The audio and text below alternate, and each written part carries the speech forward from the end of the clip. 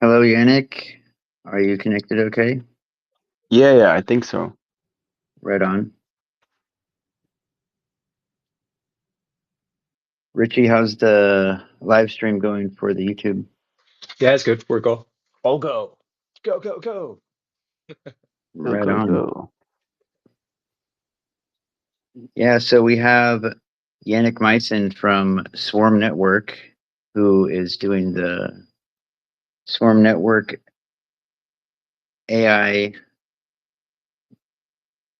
autonomous agents on Sui, and just had a space recently with the cryptographer Costas Crypto, and they were chosen to be one of five out of 630 projects from the Sui Hub.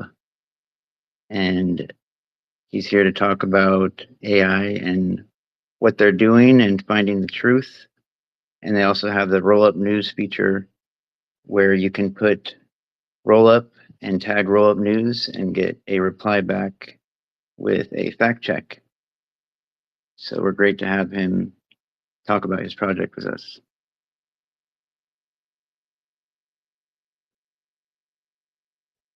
Yeah, thanks. Do you want me to do an intro first? Yes, please. All right, cool. Yeah. Hey guys, I see some familiar faces. Richie, nice to speak to you again too. Um, yeah, so my name is Yannick. I've been in the crypto industry for quite a while, now doing several different things, but a lot of it has been centered around AI agents. So naturally, I've been thinking about AI agents for a long time, but not just thinking, also building and interacting with AI agents and really trying to push the boundaries on that front, which is not just an effort in the Web3 space, but also in the Web2 space, because agents are um, not just a valid technological breakthrough that is, operated or operating in the Web3 space. It also has very significant um, implications on the Web 2 world, as in, like we can pretty soon you will see that many different businesses are going to lay off very large swaths of their workforce, and we can actually already see it. So there's been several controversies around these topics, um, for example, like Duolingo just recently, I think just this week, the CEO announced that they are going to lay off a lot of their employees, and they are going to focus mainly on using AI to generate their courses and the course content. And to many people in the world, this was like a very big, like shock almost. But it's inevitable. It's an inevitable evolution of work, because businesses, they optimize for three things really. So they optimize for one thing, which is efficiency. And efficiency creates, if you have a good business, a more efficient and lean business creates more revenue, and thus will be able to create more profit, because efficiency basically means low cost, high output. And you have three levers in business. The first lever is money, capital. The second lever is people, right? Manpower. And the third lever is time. Now, what the AI agents bring to the space, and more interestingly, what we bring to the space in terms of large orchestrations of agents working together to achieve a certain goal or perform a certain task. So we have three units in this formula, which is: one is a single agent, two is a cluster of agents, which can be up to 100 agents, and then there's a swarm, which is comprised of up of like several clusters or maybe even 100 clusters of agents. So you're counting into the thousands of agents all working on one thing. Well, how does that relate to what I said earlier about the three levers? Well, now all of a sudden you can maximize people and time, those two levers, right? Before that, you used capital, money, to buy people and to get more time, right? Now you use capital to invest in autonomous agents that can do the same or even more than your people can do. And you save a lot of time because they don't sleep, they don't eat, they don't have fights. There's no requirement for too many management meetings because in general, like the communication and the velocity of of speed, I mean like the velocity and the speed of the communication that happens among these agents and you potentially, or maybe like some people in your company, is just accelerated beyond the limits of our human capacities, right? So long story short, we're building the next generation of AI agent clusters and swarms that are more safe than just traditional Web 2 solutions in this space, because we are anchoring them in Web 3, which means that they're verifiable, like the data that they process and the work that they do is verifiable, such as in a blockchain. We understand who does what, when is what done, and at what cost, for example, and what was the output. And thus we can create a very transparent layer, if you will, where settlements and transactions and data transfers take place among very large amounts of agents without requirement of human oversight. And one of the implementations uh, that we that we started with is is rollup news, which is powered by the Truth Swarm. So that is our first, let's say, that's the first swarm that is entirely built by our stack, which is able to bring arbitrary data on chain and verify it. So it's pushing arbitrary data on chain and verifying it. What does that mean? Well, it means that if you find some ambiguous claims or some information on the internet that you want to make sure that it's correct, or maybe you think it's incorrect, you can use that swarm. So it's over 1,000 agents now, tapped into different sources, different databases with different capabilities and different tools, um, subdivided into different clusters. And what they do is they just take the information and propagate it in a certain manner and then display it on rollup news as either verified, unverified, or anywhere in between. There's like a trust score. So And you yeah, said it that's uses zero knowledge proofs, because I know Costas Crypto is talking about the ZK proofs. So you can verify something without giving away your identity. And Swarm Network uses the same type of zero knowledge proofs. I was wondering if you could tell yeah. us more about that part. Yeah, sure. So essentially, we saw that there was a very big gap in trust, and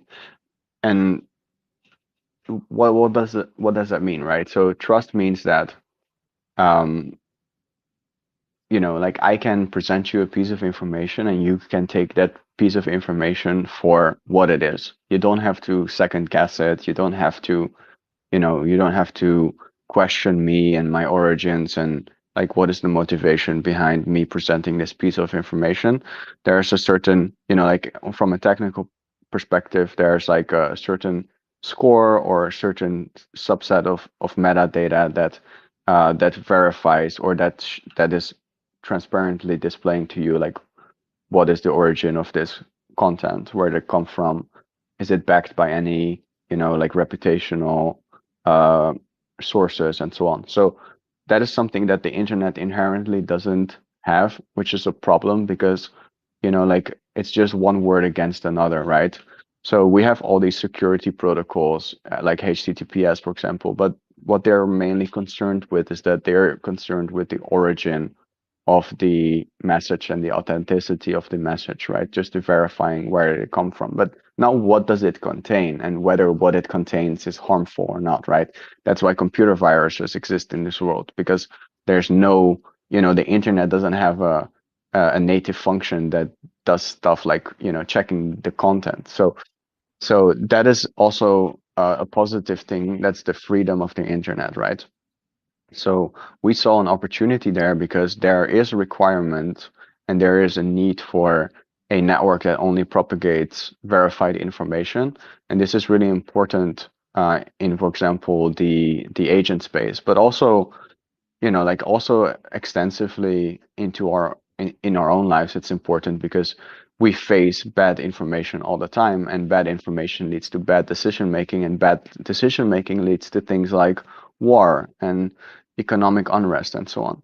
So why do we need zero knowledge? Well, we need zero knowledge to be able to verify information that is maybe sensitive and that doesn't, it's not supposed, like the source of the verification or the evidence for certain claims is not maybe suitable for publication on the internet in general, but we can have a manner, we can have a way in which we can verify information using zero knowledge without having to expose what that information is. So let's say like I have a credit card and I want to verify whether that credit card is yours and that credit card is the number is correct. So what I can do if I don't want to show the entirety of the credit card to anybody is I can cut it up into 1,000 pieces and have each piece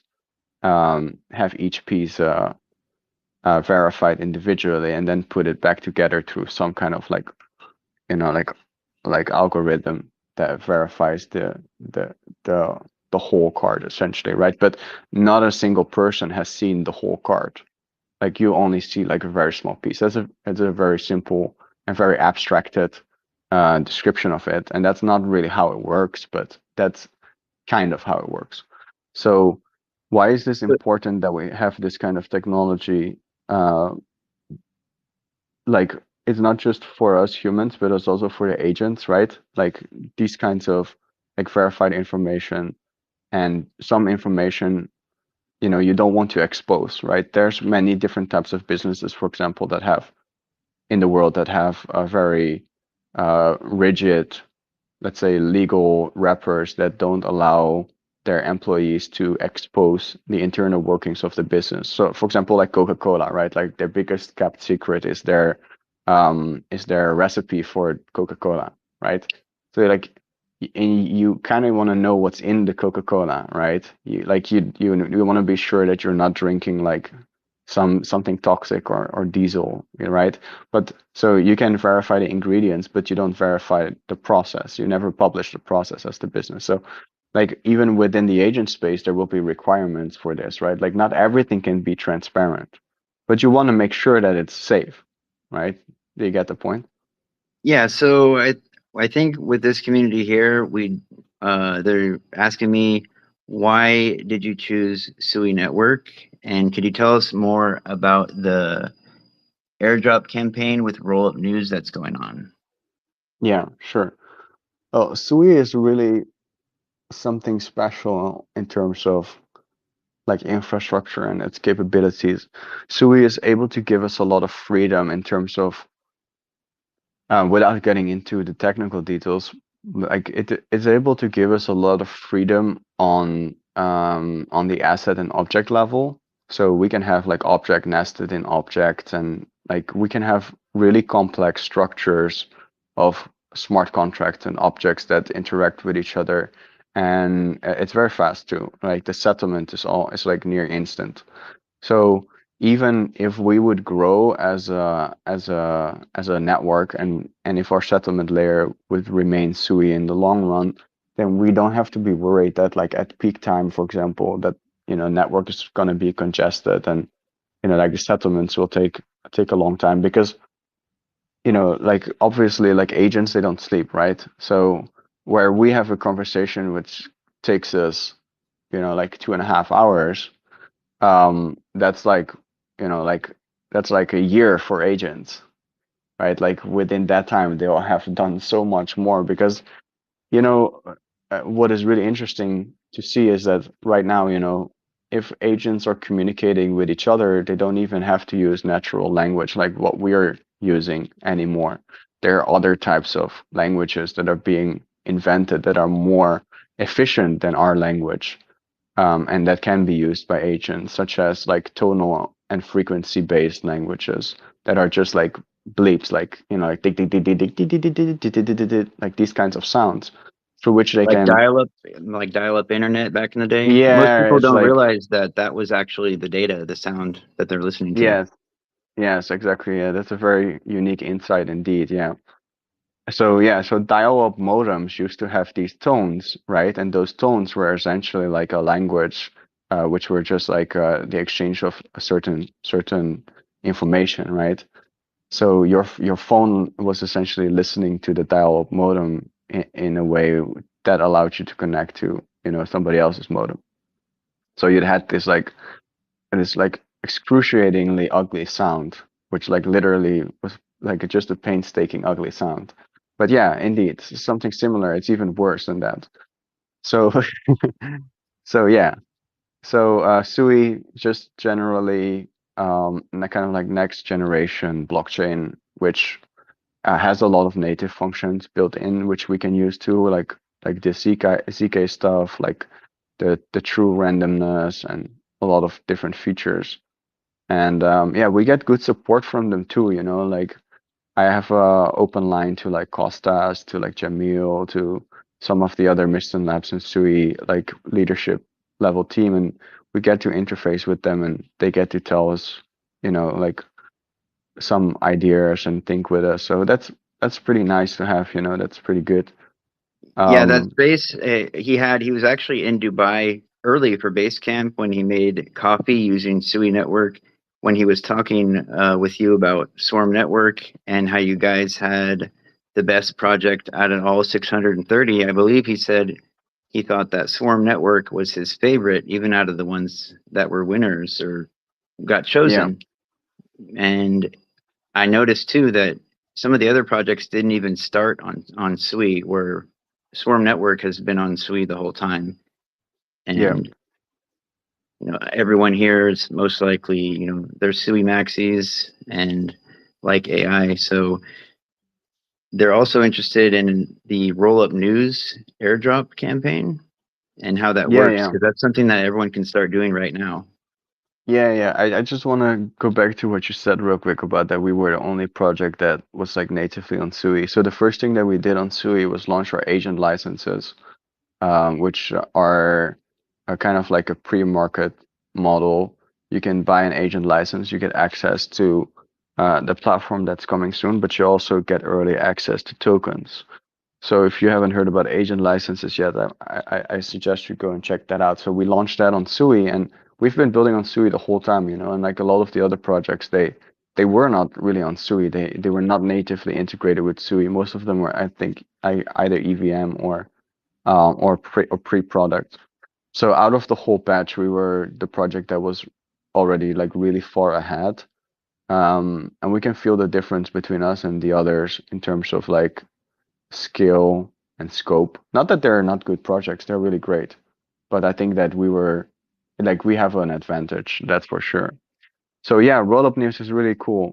So we have a campaign going on, um, which is which allows you to use the product. So you can tag add rollup lower dash news, and you add the word rollup, and then you can put that on any thread or piece of content in X, and within a few minutes you should receive a rollup. Go check it out. You can do 50 rollups per day, and for each rollup you will receive a certain set of points. And then there's a leaderboard. If you go to rollup.news, then you can check your username on the leaderboard, and you can see how many points you got. And with those points, you can get access to the airdrop. So we have allocated 20 million tokens for the first season, and there's going to be a second season which is going to commence on the 16th, or shortly after that. And we're going to include a couple of other features there as well, so that you can actually go out and claim more tokens. So you can start to mint different claims on Sui, and probably there's going to be a walrus integration there as well. So you will just have to pay for the gas fee, but you can essentially like find claims that are valuable, and you can bring them on chain for us, and then you can get more tokens. But for now, I suggest you to just like use the roll up news feature on X. It's really useful actually, you know. It allows you to not just like become part of our ecosystem and become part of a wave, but it also allows you to consume content more more safely, right? Because sometimes I'm reading something on X, man, and I'm like, yo, this sounds so interesting. Like just now, for example, I was reading something about gravitation technology. So there's, you know, like there's this whole disclosure going on in the United States where they're like releasing the UAP files and stuff. Do you know about that? Yeah, actually, I've been waiting for that because they promised when they were going to release the JFK and the Epstein files that they were going to talk about the UAPs, but I still haven't heard anything about that, and that's what I wanted to hear more about than anything else. So I'm still waiting Yeah, for that to happen. I don't think it's gonna happen on any like massive scale, but I mean like they've been declassifying certain things, right? And I mean like that's been going on for a while, and then there's been these Congress hearings. I'm sure you've seen those, no? Yeah, so it seems like what they're trying to do is like a kind of a soft reveal, like just Yeah. step by step condition the public to get used to this being a The reality. idea. Yeah, yeah.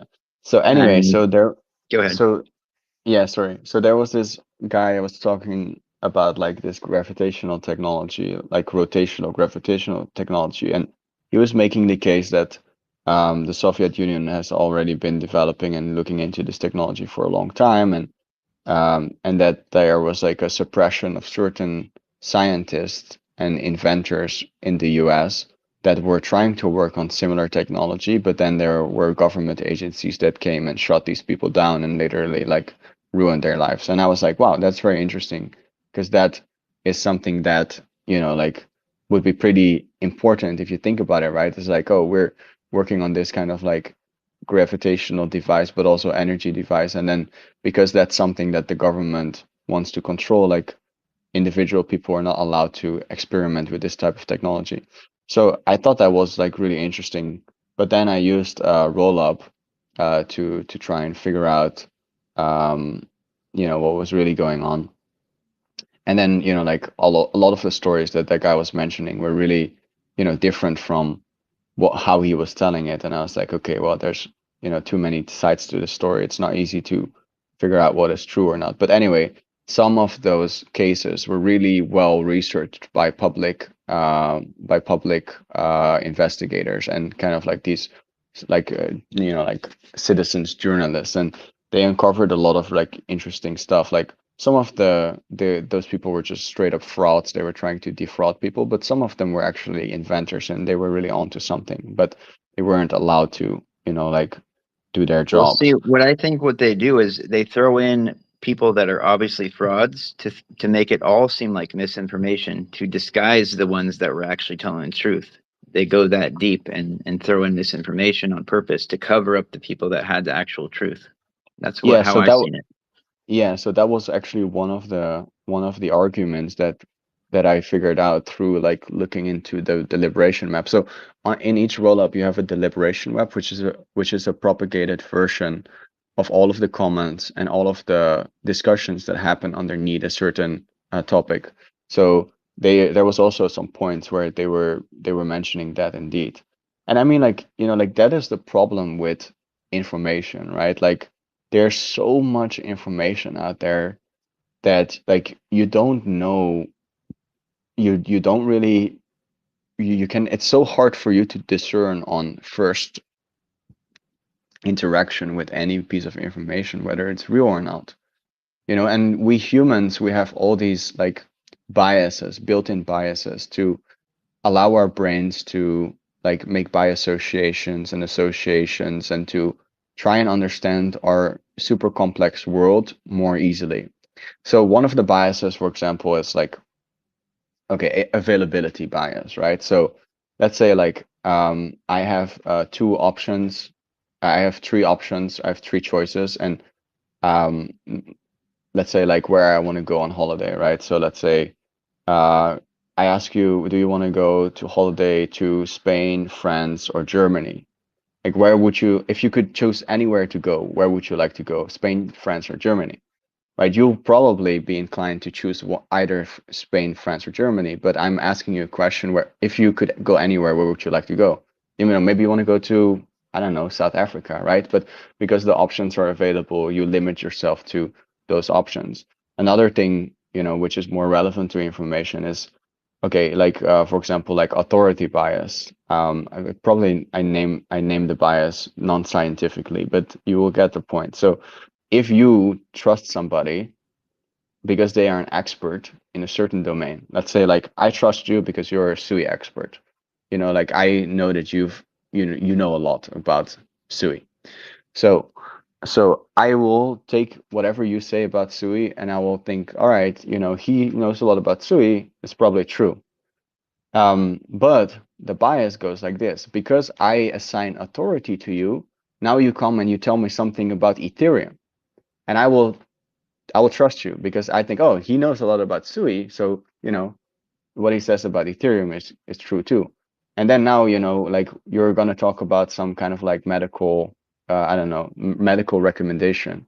You know, like maybe because I trust you that much, you know, I will also take your medical recommendation. But like your only field of expertise is Sui, but you don't know much about Ethereum and you don't know jack shit all about, you know, like medicine, right? But because let's say, like I see some kind of like authoritative stature in you, I am very much inclined to take a lot of what you say for granted without having to double check it, right? I'll just attribute, you know, truth to you.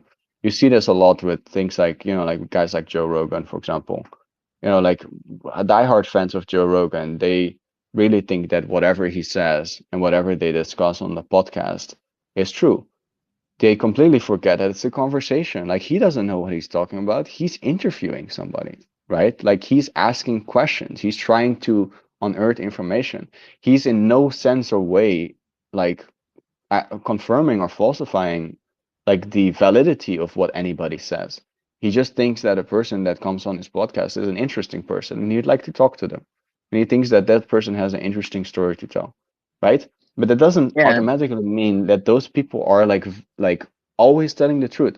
You must understand every single body in the world, everybody in the world, like you, me, Richie, everybody has their own agenda to a certain degree. And some people, they push their agendas. And some people, their agendas are, you know, maybe not grounded in reality, or maybe they are going against the common good, or maybe they are, you know, I don't know, they are not, you know, the agenda is dubious. Let's just call it a dubious agenda, right?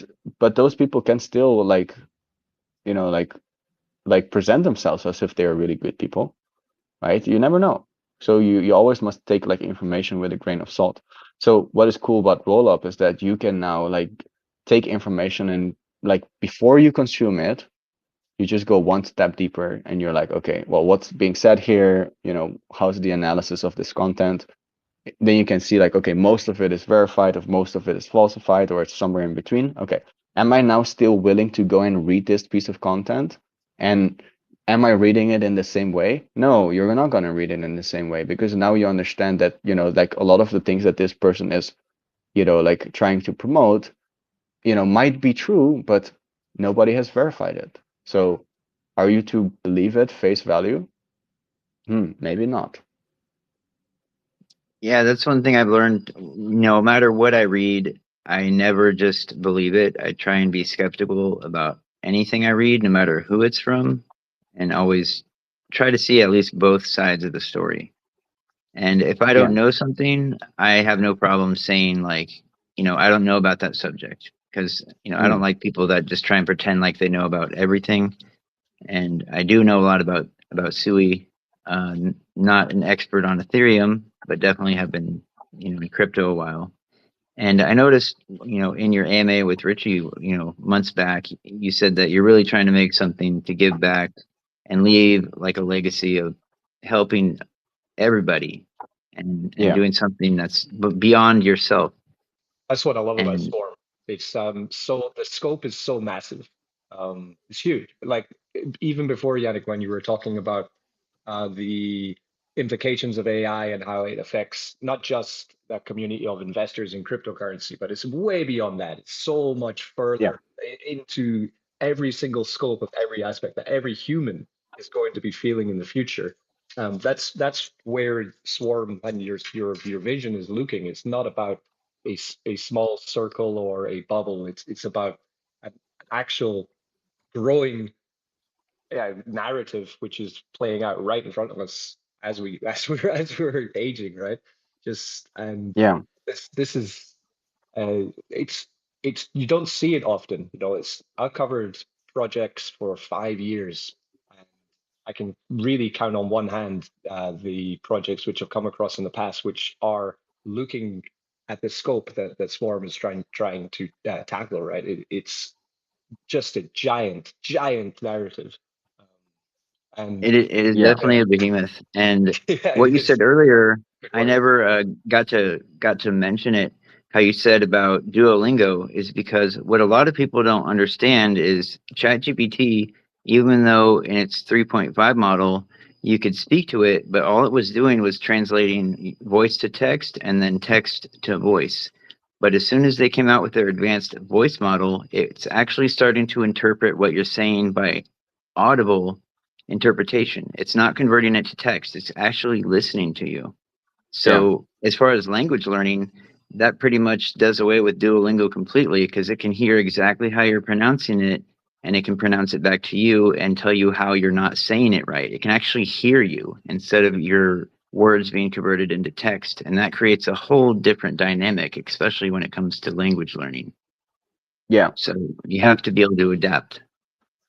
yeah, and what is interesting about that is that it works in ways that we humans communicate, and you can almost, I mean, it doesn't necessarily mean that, you know, you have a robot with ears and he hears this thing, but the signal that he receives, he decodes in similar fashion, um, as we hear it, right? So you'll have an agent that can mimic really accurately like the capabilities of human speech, but not just the capabilities, also the interpretation of it, right? So previously, you know, like these language apps, they'll probably have some kind of like frequency algorithm that checks the tones, the height of the tones and the accent of the tones, and then it will tell you like whether you pronounce it correctly or incorrectly. But that's just a very, you know, basic a basic attribute of speech, right? Of like a different language, like the tonation and the accentuation are just a very small part of it. You know, like how you pronounce the letters and, you know, your accent and these kinds of things. Those are really important too, right? And like how you know, the pronunciation of the letters and how you move your tongue and so on. Like they create all these nuances, right? Like all these nuanced kind of like sounds.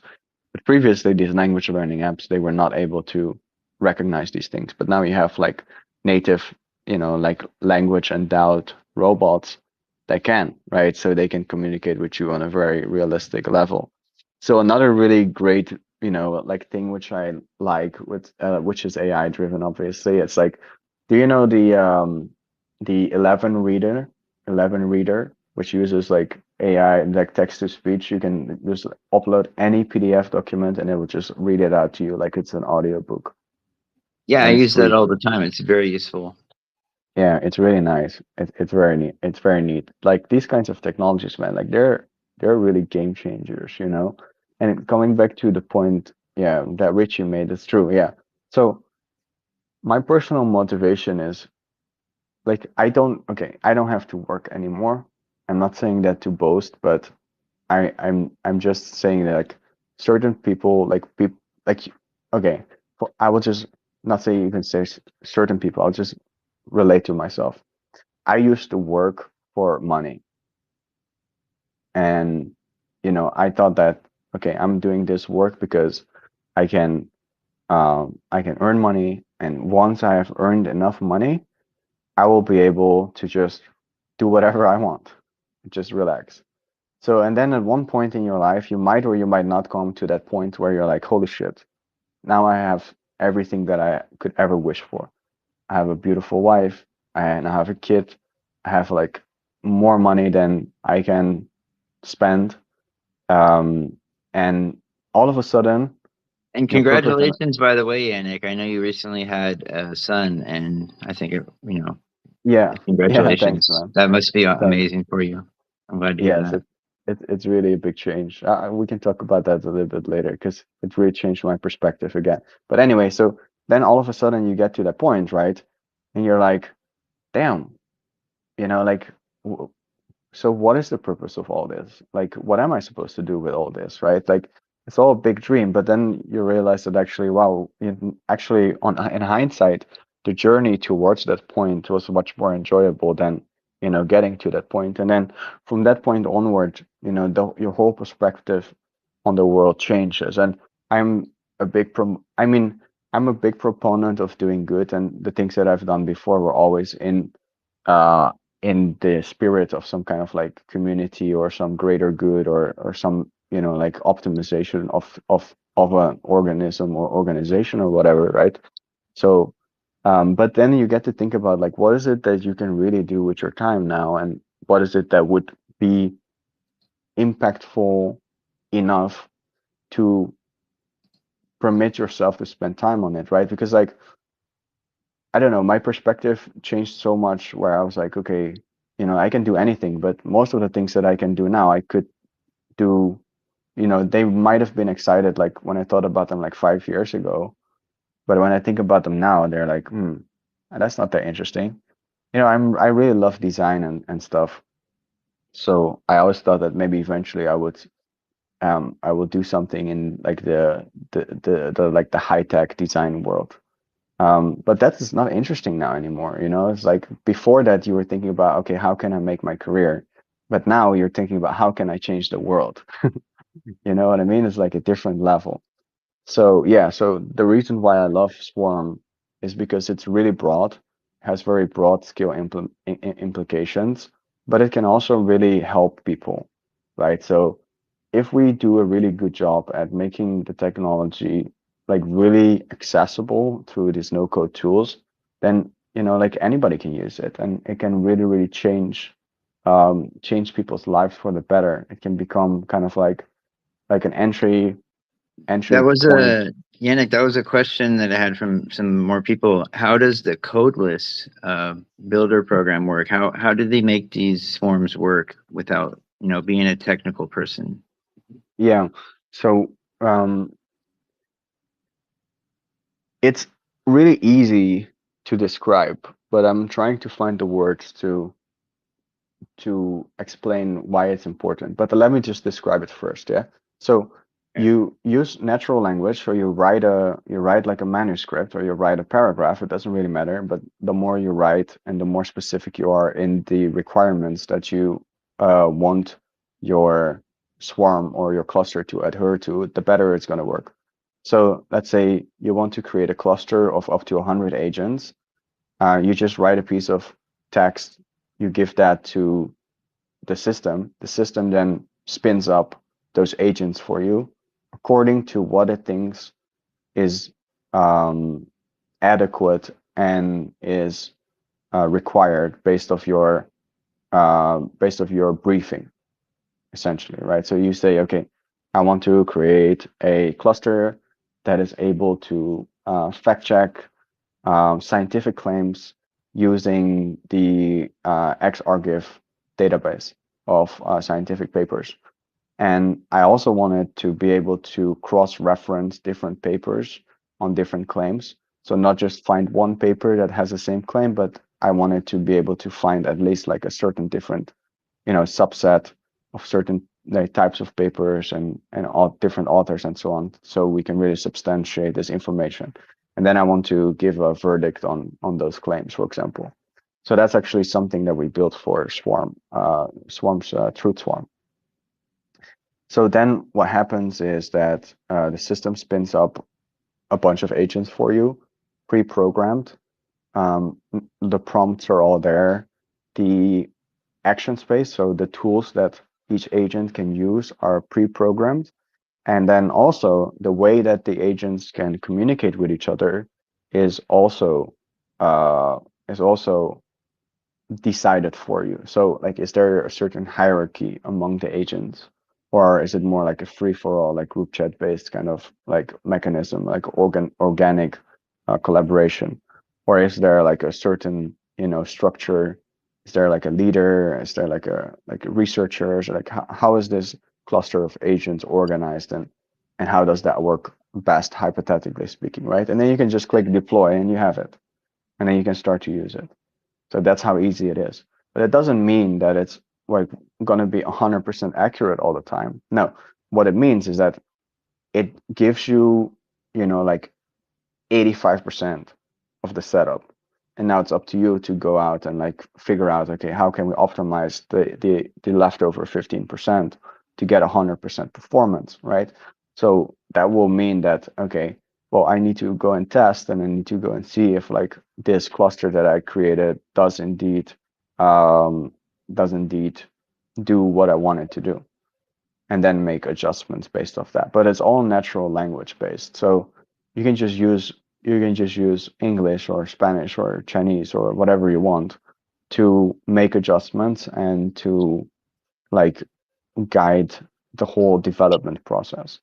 And of course, there is still requirement for, like a developer um, to join our network in terms of creating the tools and creating some like advanced stuff that users cannot make, because like there's not like a one shoe fits all, right? But the cool thing about it is that, like you can ask an agent to create an MCP server for you that runs really well and that does everything that you want it to do. You can ask an agent to create a client for you to handle, a certain type of information or data. Right. So like these organisms of agents, they will become self-sustaining and self-evolving based off what you want them to do, right? Eventually, you'll have like some kind of like operator layer that just like writes code for you, and that allows your agents to do more and more complex stuff over time. And one thing that I think a lot of people don't realize is that these agents, these entities, they can access ChatGPT, Grok, Claude, and they can access the newest versions of them because you can upgrade your swarm as time progresses. So as more complex AI gets, swarm network agents can keep right up with that, almost like it's future proof. And from what I can tell, it's only available on Sui network because of Walrus and their storage protocol, that these agents can remember things. And because of the speed, they can communicate extremely fast. And that gives them the ability to operate on that type of level that I don't think any other projects or agents have. And the fact that what you're owning with the Swarm network is a license, so it's an actual asset instead of a service that you pay for monthly, like all the other ones I've seen that are not even going to be as capable. Yeah, correct. And so I've seen somebody also wanted me to ask about, there's already been 7,000 licenses sold. Yeah, correct. Yeah, so we've sold 7,000 licenses, and the maximum supply is 30,000. At 12,000 licenses sold, the price will start to increase, so the value of the asset will start to go up. Reasonably speaking, I think we could achieve that before our TGE. And after that, if if the price performance of the token is good, then I hope that we can have some kind of like an additional rally, and that will push up the prices of these assets. So what that means is that after 6 months, we will end the sale, and we will allow people to sell their licenses on the secondary marketplace that we will publish. So then, like you purchase this asset now for $1,000, but by that time it might be, 2,000, 3,000, maximum it could be 8,000 something dollars. And you need a license to be able to operate on the platform. And there are certain functions and processes in the lifecycle management of swarms that are going to be gatekept by agent licenses. But there's a dual earning model here. You can either sell it, or you can lease it, or you can use it yourself. So do you want to build your own swarm, or do you want to have somebody else use your license to build a swarm, or like how do you want to go about it? There's multiple ways out for you essentially. Yannick, what are the benefits of having multiple licenses? Sorry? What are the benefits of having multiple licenses? I'm assuming you can build more powerful swarms with combining licenses together, right? Either from an individual owning multiple licenses, or I guess pulling together with other license owners to create this, this swarm idea. Yeah, so each license will have like a limit to how many active deployments it can have. So there's like a certain infrastructure that has to be maintained, right? So we cannot just have one license to create like an infinite amount of swarms and create infinite amount of assets for those swarms. So each license will have like a maximum amount of active swarms that it can operate any given time, and that is still a very generous number. It's not some like like one or two swarms. It will be in the multiples. And Yannick, Additional, one had a question for you. Say like me and Richie wanted to use our licenses together. Like, could we make a swarm using both of ours together, well, even though we own separate ones? yeah, you'd only need one, but what you can do is, so what you can do with a agent license is it's essentially unlocks the feature for you to launch an asset for that swarm as well. So you can create an ownership structure for that, right? So let's say like, okay, you want to go 50-50 with Richie, then you allocate a certain percentage of the supply of that asset to the team, which is you and Richie, and the rest will go to the community or to development or whatever you want to do, right? And then you launch that asset, and that's how you can think about it. So you you you can do it like that, or if you actually want to have like a mix of different clusters, right, belonging to different people, then Richie can use his agent license to create a bunch of clusters, and then you can use your agent license to create a bunch of clusters, and then you can together launch a swarm. But you'd only need to use like one slot for either of your licenses to then eventually launch a swarm asset. But you don't have to launch a swarm asset. You can also just keep creating clusters and add them to other people's swarms, right? So and that's how you can think about it. But another benefit, obviously, for holding multiple licenses is that, first of all, you get more tokens, right? Second of all, you get more boosters of tokens. You get access to bonus pools and so on. Third of all, you can sell them probably at a higher price later on. No promises. This is not financial advice. And you can also, if you really want to go crazy, you can really maximize the amount of clusters and swarms you can eventually operate on the platform if you have more licenses. Okay, and some people are asking how were you able to get a grant from Google at the starting, and then now I see that Swarm Network is the official fact checker for Google, and that just was released recently. So if you could tell us more about that and what that means and how Google is going to be implementing it. Yeah, so Rollup News is the official fact checker for Swarm, for Google, sorry. So not Swarm Network. So we use Swarm Network's tech stack to build Rollup News, and Rollup News is the official fact checker. So essentially, we are the first. People don't realize this, but we are the first fully autonomous organization that is servicing Google.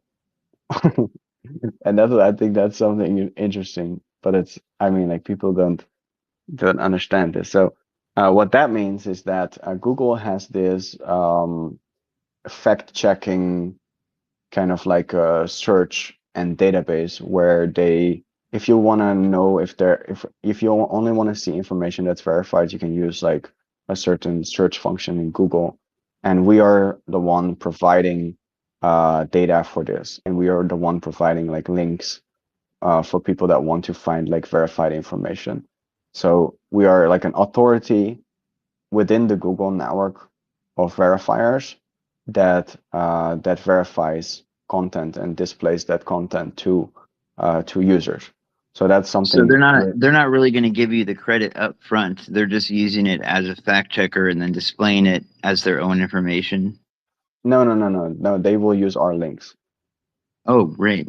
That's Yeah, really yeah, cool. they're using our links. So you will get the search result with like this, like here's the information. It's fact checked by Rollup News, and if you click on it, it goes to a rollup. So that's I very have interesting. some examples on the Jumbotron. There is a roll up news reply up there, as well as some stuff from Costas Crypto. A lot of cool stuff on the Jumbotron that people can see. Yeah, nice. And yeah, so I have a connection with Google. I also was able to get a Google and a Microsoft grant for the other project that I was involved in earlier, before Swarm, which was also an AI agent based project.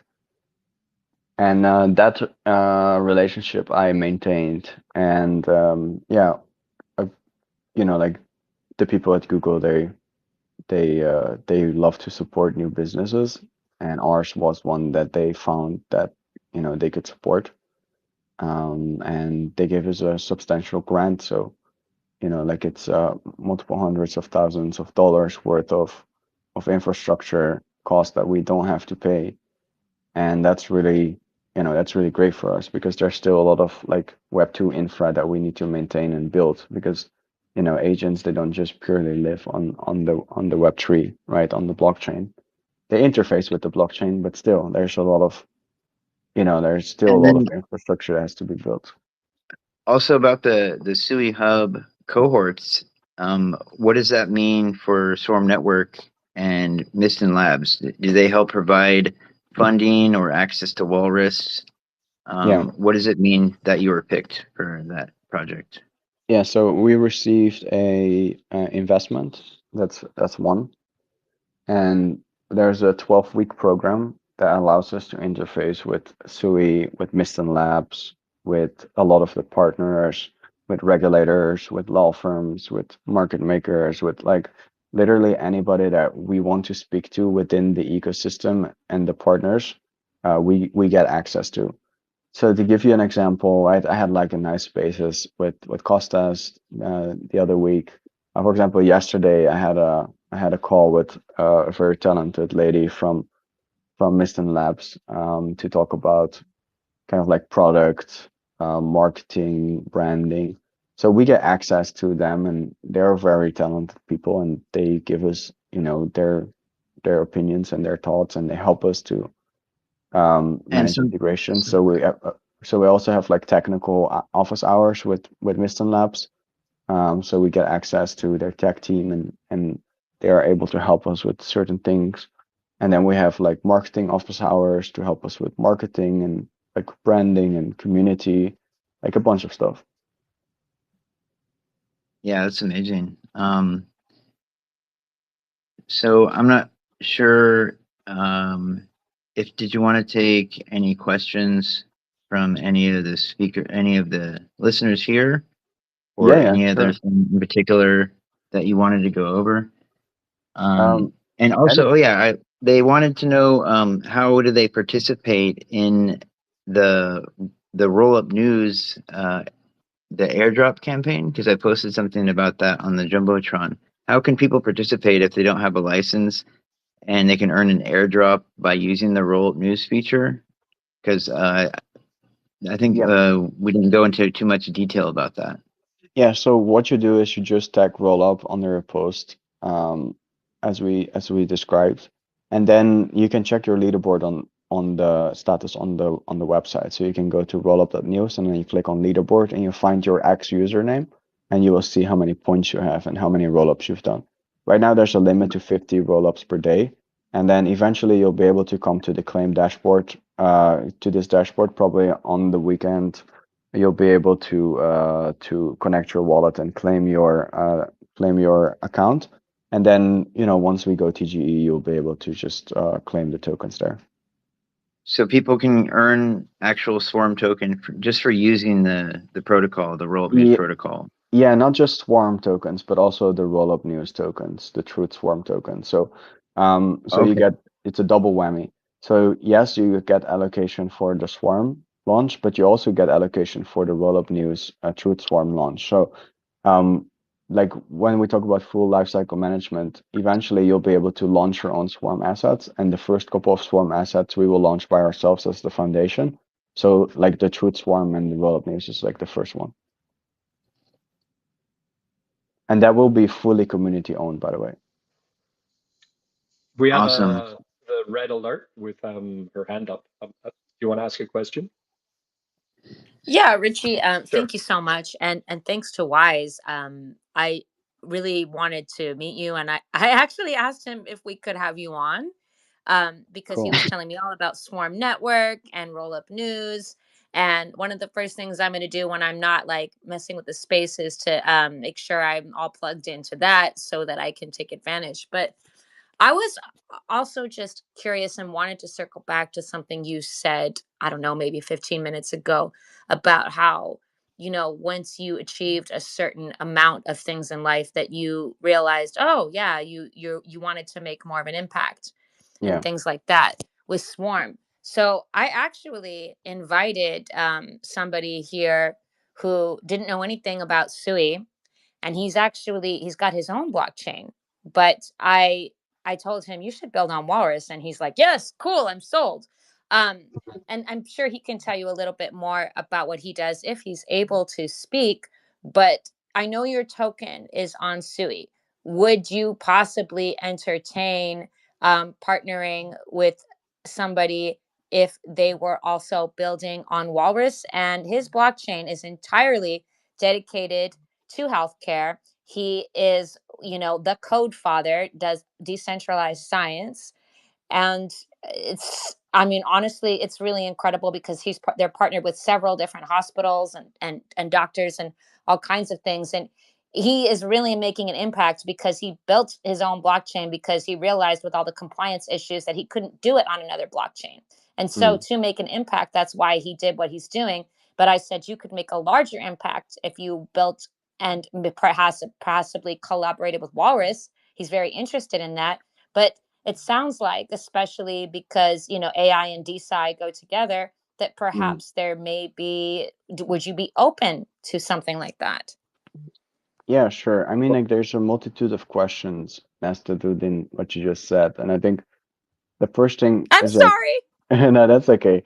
For sure, yeah, yeah. I mean, like, that's a really great cause, and I applaud people who go the less hyped route, in terms of how we implement blockchain technology, which is really great. And I think the world needs more of those kind of people that really do, care, and they do chase not just the most shiny objects, but the objects that are probably going to have the most long-term benefit to society as a whole. I think that's very amendable, and There's yeah, that's really there's great. one thing that I haven't looked into yet. I'm not sure if other blockchains can interact with Walrus because it's actually made by Myson Labs. It's a Myson Labs storage Well, protocol. So I'm well, not sure if that would be possible from another chain, but it might be. well, What? It's like, just storage. well, I mean, the the thing which I was gonna say next is that um yes, we're on Sui, but that doesn't mean that we cannot interface with other blockchains and that our agents will not be able to interface with other blockchains. It's just that a lot of the important infrastructure and settlement that we build and operate our business model on. So let's say like inter-agent settlement, like payments from businesses to swarms, asset launches, and so on. Like those will be on Sui, but it doesn't mean that an agent cannot just plug into another blockchain and like transact and operate on that blockchain. But there are still fundamental issues there because, like an agent can become a kind of like interoperability node between blockchains, but you still need to have like a trustable and verifiable layer in between. That's why we're building this ZK protocol which interfaces with Sui. It settles on Sui, so that we can create this security and this privacy, but remain, like remain accurate even as we are transacting, or as we are storing, or as we are operating across different blockchains, right? So one of the reasons why I'm really hyped about Rollup News is because essentially, now it's an information fact-checking tool, but the truth swarm that is powering it can be so much more than that, and it's already so much more than that. It's just that we don't have an interface for it yet, but it can be used as like an oracle, for example, right? But now it's not an oracle that's just taking streams like Chainlink, for example, which is a very centralized solution still, but it's really decentralized and it's owned across the community, right? Multiple people can own it, like multiple different types of interest that come along with the ownership. No central authority, and very rapid rate of settlement of claims, and sending and verifying data across chains is definitely something that could be possible using AI. So yeah, so this is a new paradigm for interoperability. So definitely would be interested to like see how far we can push that eventually. Well, he's in the audience, and if he's available, I mean, I'm sure, if you want to just say hello to him right now, it's Gianluca De Novi, if he's available. If anyone has a question and wants to speak, just put a request, because as of right now, no one else has requested.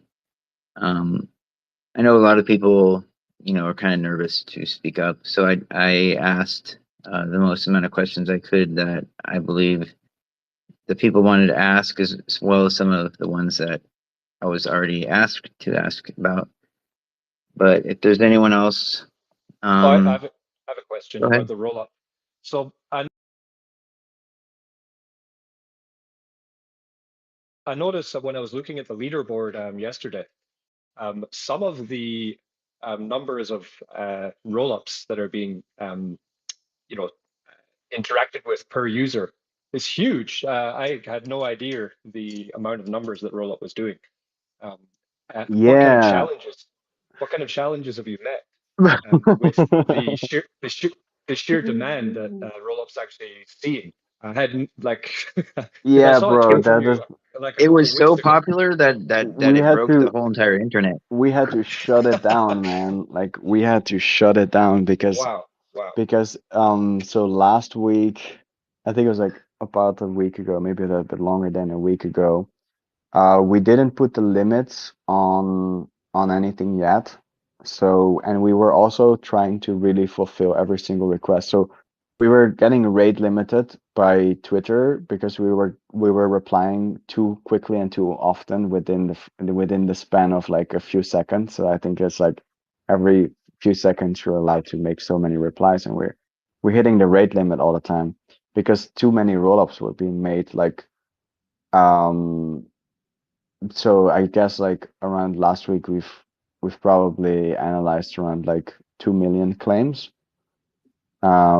And there have been more than 128,000 users that have used Rollup, and each user did multiple rollups, right?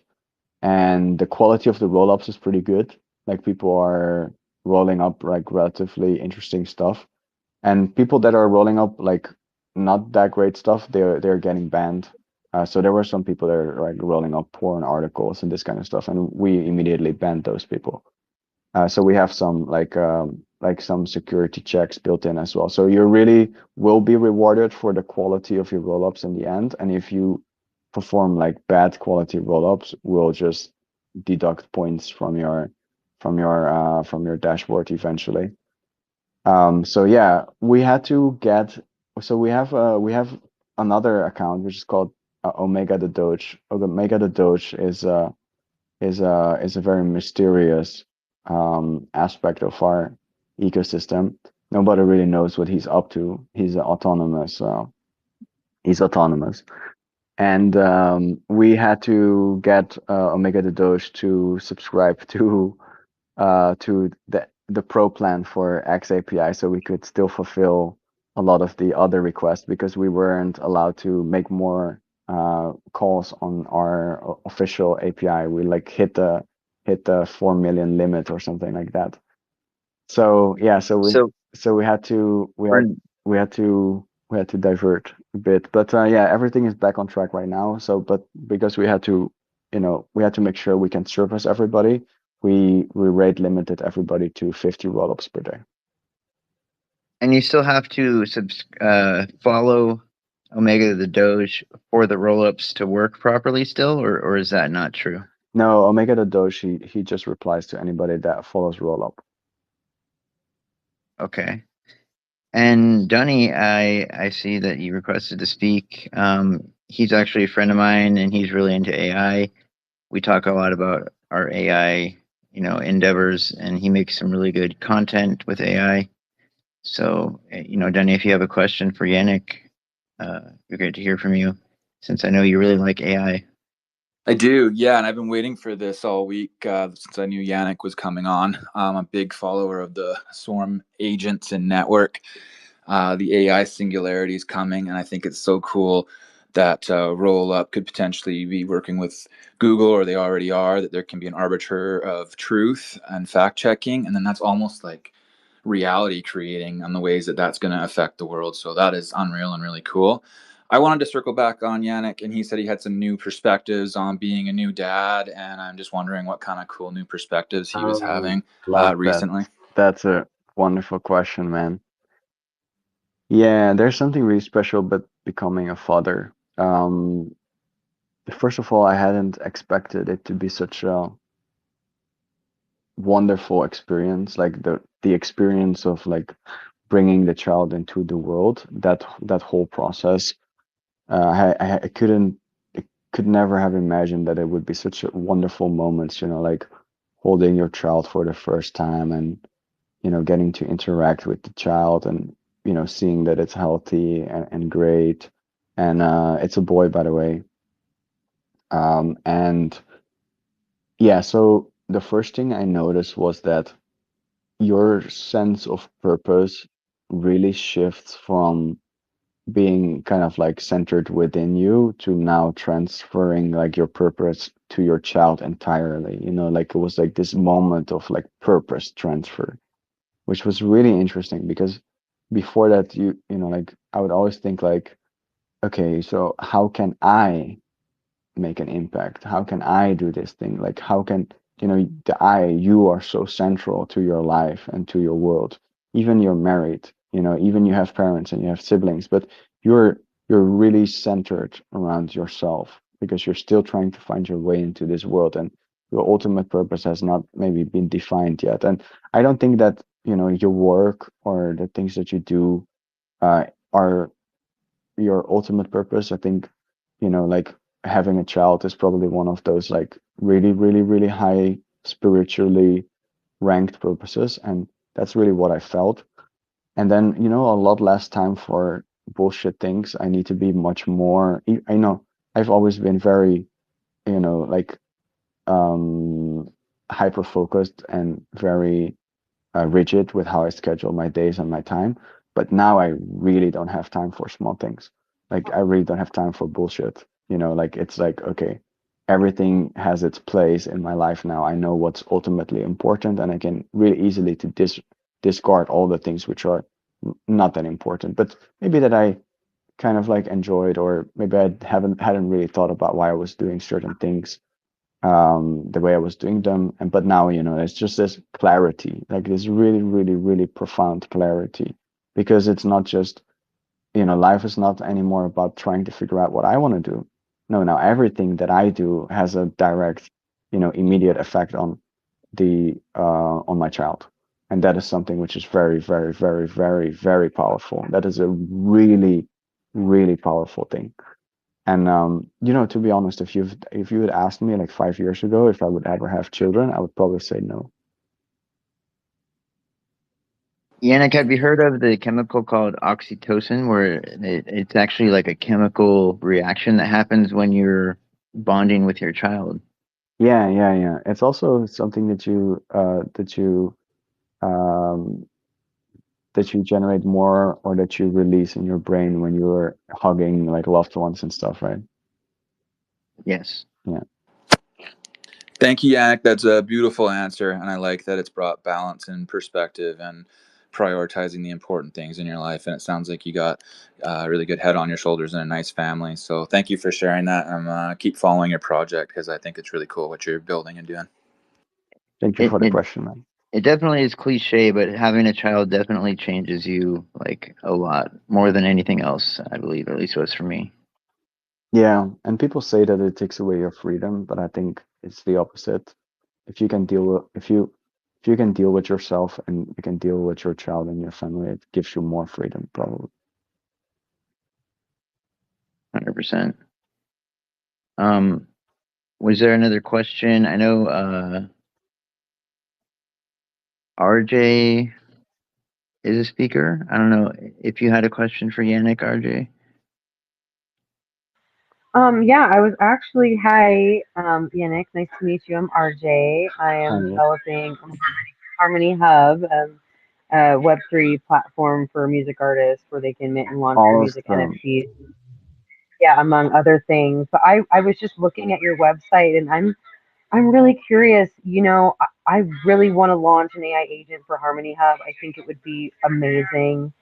And I don't know, is that something that I'm sorry, I came into the space a little late, so I missed your pitch and what you do. I'm not super familiar with Swarm Network, so I'm really interested on what you have going on as far as AI swarming and how that works and if that's integratable into platforms like mine, like I'm developing. Yeah, I think it will definitely be possible. So we're launching the platform in Q3, which allows you to use natural language to create agent clusters and add those clusters in a combination to create swarms. And so you can just, like if you start now with kind of like scoping out using just natural language in a document, what you want to be able to achieve, by the time the platform comes out, you can just copy that document, you can post it, you can just copy it and you can use that as a base for us to, rapidly generate your agent clusters. And then you can probably tweak that very easily. So it always Okay. like this process always starts with what do you want to achieve? And that is a really important question because I see a lot of people thinking about this. They're like, oh, like I want to create like a cluster to solve this problem or that problem. But usually the problems they are not big enough. They're like vanity problems. They're problems that you think they're nice to solve, but actually, like when you get an agent to do it, you're like, okay, maybe it's not that good. Maybe, it's not such a great problem to outsource to an autonomous organization. So the way I would think about this is, is like you need to think in in business functions, right? So you think like, okay, well, what is a business function which I'm struggling with right now, which I would like to automate and which is reasonable to automate, right? What is it gonna be? And then really, think about that deeply. And then like you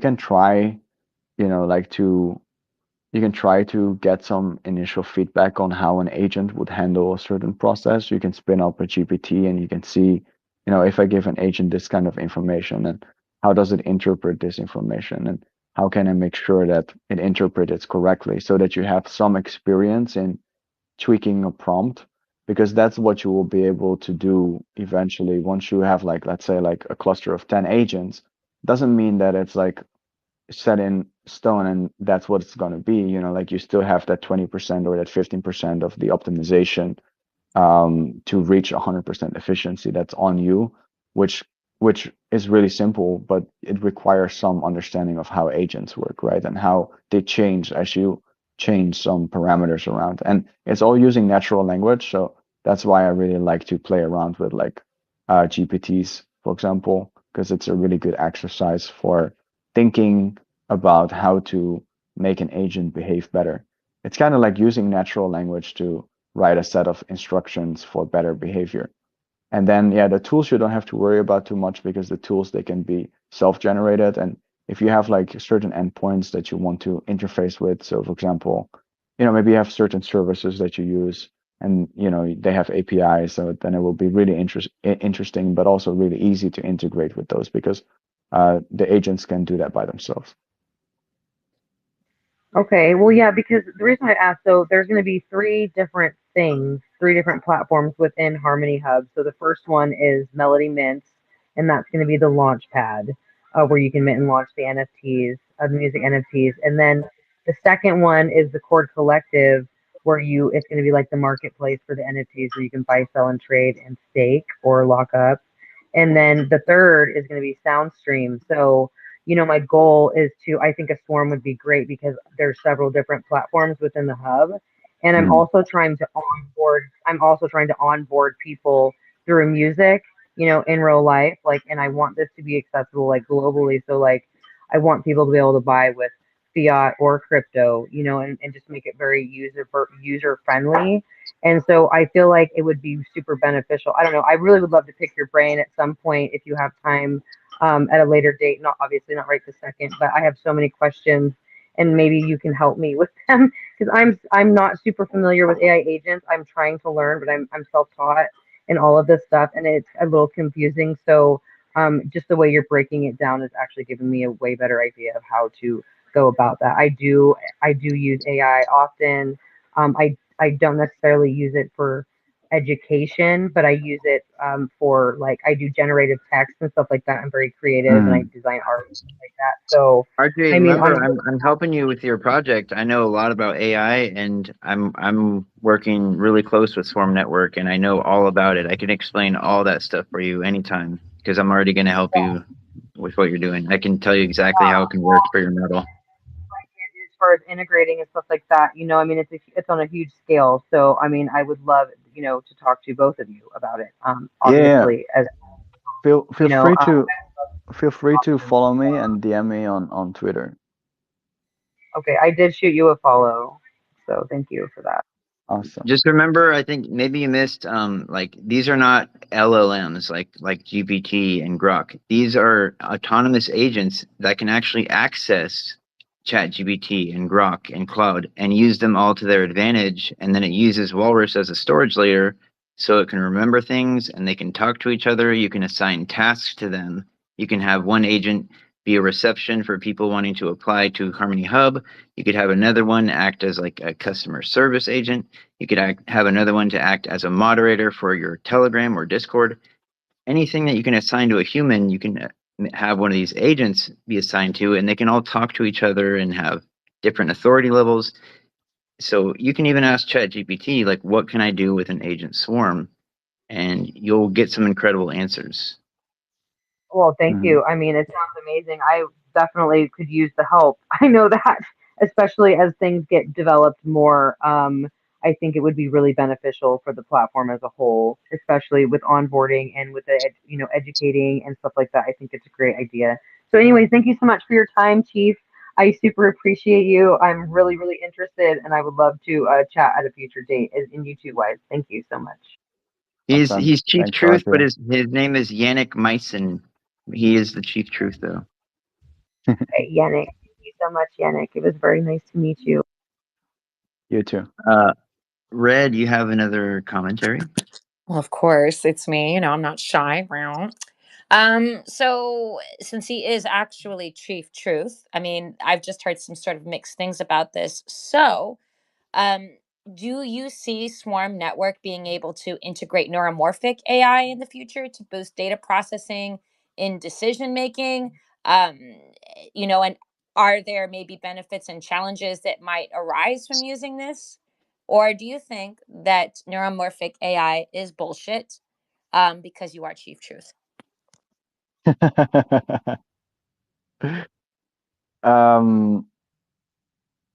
So in terms of neuromorphic, you mean the computer chip neuromorphic, like physical artificial neurons? No. I mean, so tradition right now, as we know, I mean, AI is it's all generative, as we know, because we have to prompt it. But but some people are saying it's bullshit, like it's pseudoscience. But Oh, okay. Yeah, like I need it because it's supposed to be able to be AI that's able to make decisions based on Right. previous experiences, closer to like the human mind. But some people Right. have been telling me it's bullshit. So okay, so when you say neuromorphic like AI, you mean like that mimics the way that a human brain works, right? Yeah, not always having to be prompted. Do you think it's Not, bullshit? yeah. Okay, no. So okay, I'm not an expert in this, but my CTO always talks about this. So I will just quote him. So what he always talks about is that there has to be a certain type of heartbeat, right? So what does it mean, a heartbeat? A heartbeat means that there has to be a triggering event, right? So for our, like for us, like our heartbeat sends the blood to our, brain and our muscles, and it distributes oxygen and so on. So that is kind of like the fuel that keeps us going. But that doesn't necessarily work the same way for a LLM, right? Especially now if we're talking about LLMs. So an LLM needs a different type of trigger, right? So an LLM needs an input, right? And so arguably you could say that we humans also constantly have inputs, right? So if you now start to embody an LLM and you give it access to different inputs, so sensory inputs, for example, like optics, like audio, maybe like touch sensors. Obviously, those are all able to be translated into certain signals, and those signals they can become inputs. So as long as you have a continuous stream of inputs, you can have a reactionary process, right? So like it's a ongoing process that all the time triggers this base model, a large language model.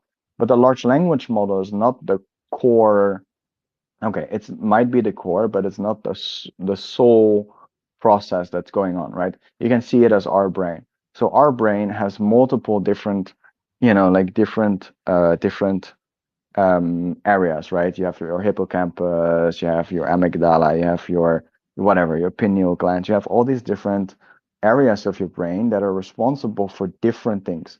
So I categorize an LLM as, like your thinking brain, like your you're you're able to speak, you're able to kind of like rationalize through you think, you're conscious, but you're rationally conscious, you're thinking about things. So that's a function that an LLM can perform. But you cannot expect an LLM to like process like auditory signals. You cannot you cannot like expect your LLM to process like all the visual cues. No, you have different parts of your brain that take care of that, right? So it's more so about like if you really want to have this like kind of like closer to sentient um um like robot, right? So then LLM is just a small part of it, and its brain would be made up out of multiple different like models. So like maybe different models that are maybe like diffusion models, like audio models, like more like the models that they use in robotics and so on. And then LLM will just be like kind of like this, like the conscious on top of that, and the rest of the models will be more subconscious. But probably the LLM has some executive power over the less conscious So, models that so it Yannick, reduces. from what I'm reading, it's like, would you believe that AI can mimic the way biological neurons fire? Like, can it actually like communicate properly with the human body? Like, say for a prosthetic arm or something like that. Do you think AI would be able to interpret these signals from the Oh yeah, brain? 100%. I mean, yes, 100%. Because Okay. it's all about coding and decoding signals, right? So it it doesn't have to be compatible with our. So if you want, so you let's say like you put an let's say like you go really far into the future and you put like a artificial brain on a human body. All you'd have to do is to make sure that the codes, the signals that it receives are interpretable by the artificial brain. That means that there's a certain type of, like there's like probably like a transformer in between that turns natural signals into electronic, probably higher electronic, higher stimulated signals, something like that. But yeah, so like you will never get a human. You will never replicate a human brain you, this way, right? It's different things. It doesn't mean that they're incompatible with each other. You need a translation in between, right? Like think about it. Wouldn't this be the opposite of like the brain in a vat, or something like they did on the episode um on The Simpsons one time, where maybe Futurama. we're Futurama. That's right, yeah, Futurama. Yeah, Like Futurama. maybe Yeah. we're all just we're not actually experiencing this. We're just being fed these experiences, almost like it's a simulation. Because to us, as long as we're being fed the same signals, we would be feeling and experiencing the same thing. So it's kind of like that, but the opposite. Who knows? Who knows? Yeah, I mean, yeah, who it's getting knows, pretty right? deep. I can talk a lot about, my kind of like vision on this, but it's not grounded in anything. But but but if you look around, look, like the second person in the world just had a Neuralink implant, right? Like that's a brain computer interface that interprets your brain signals and translates it into things like speech and, allows you to move cursors and allows you to interact with, Oh, Yannick, I laptop. don't know if you've seen the most recent update. Now it's not just about moving cursors. This guy's able to play Call of Duty at a very professional level with Yeah, yeah, yeah, Neuralink. yeah. Yeah, It's yeah, yeah. getting I really know. wild. I know. And like he's able to type into his computer using his mind. Like that is some really fucking advanced shit.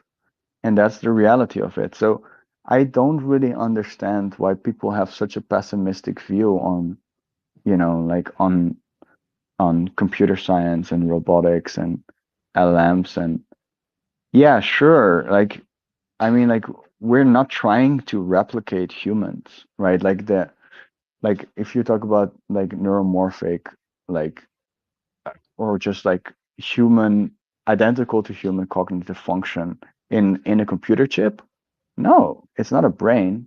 It's not a brain. It's a computer chip, right? It's like completely different things.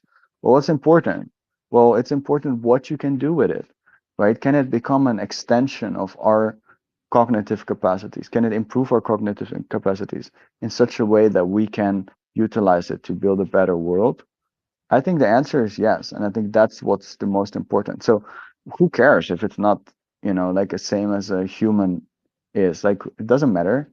Is it then still intelligence? Yeah, I think so because it's a lot smarter than most of people, most of us, right? Like, I'm definitely not smarter than a large language model. Like large language model is way, way, way, way, way more knowledgeable than I am.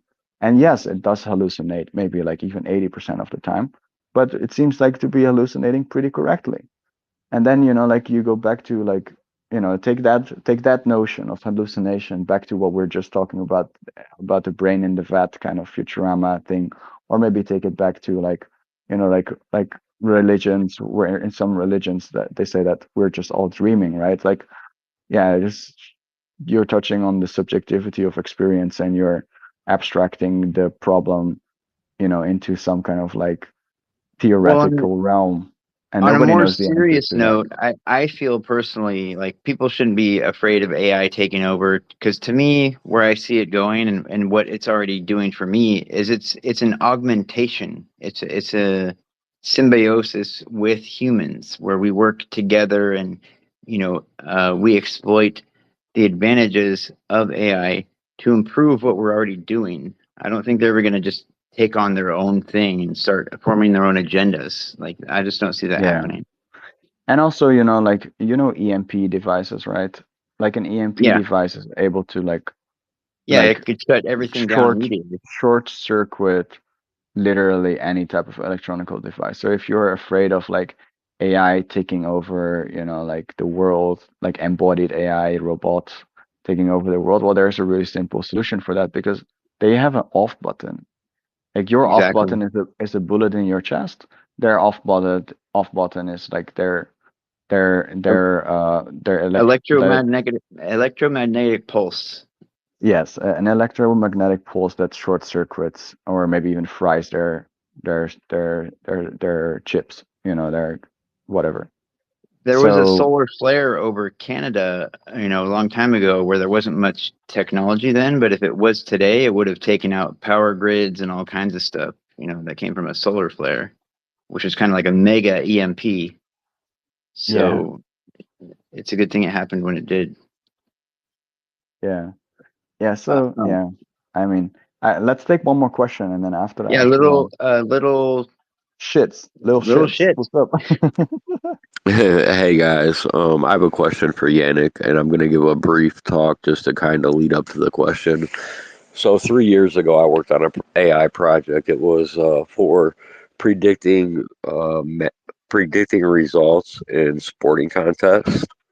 Hmm. We focused mostly on the NFL, but we worked with a professor in Germany that he was doing his project for different purposes, more for like the coaches of the teams, but predicting matches in soccer over there and different aspects of that. So we dive deep on the topic of training AI models, what variables to apply as edges and vertices, and the weights to give each variable, and machine learning. And we actually saw a phenomena where they applied the the variable of home or away advantage to the matches.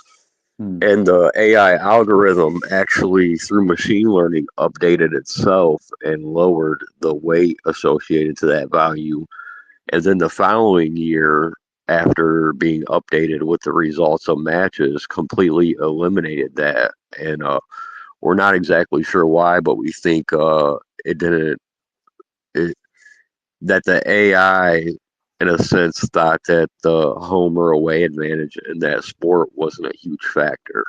Mm. So, Yeah. from what I gather, Swarm Network is accessing large language models to, to utilize them for what you're doing. So, my question is just if you can just speak on the aspect of training the AI models, and is there any machine learning involved and things of that nature?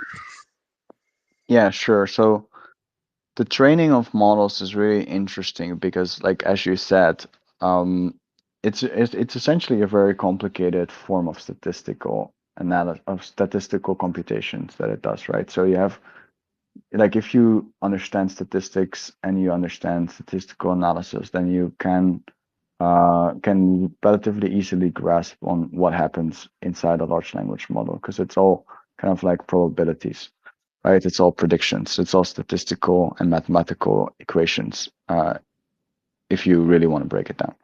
So what is important there is that your input data is accurate. And I think that right now it's not that much about like trying to train new large language models because you, as a new, let's say, startup, it's going to be hard for you to keep up with the big boys because they have much more access to much more data and much more capability in terms of manpower and time to keep training bigger models. So there's not really any opportunity for us. But where there is opportunity for us is in fine-tuning models. And what that means is that, okay, well, large language models, just like humans, they are very general purpose, right? And they might or might not be good at certain things. But there are certain tasks which require like very specific expertise and very specific knowledge in the field. So that works very similarly in humans, right? So like you as a human, you might have like a super specific skill.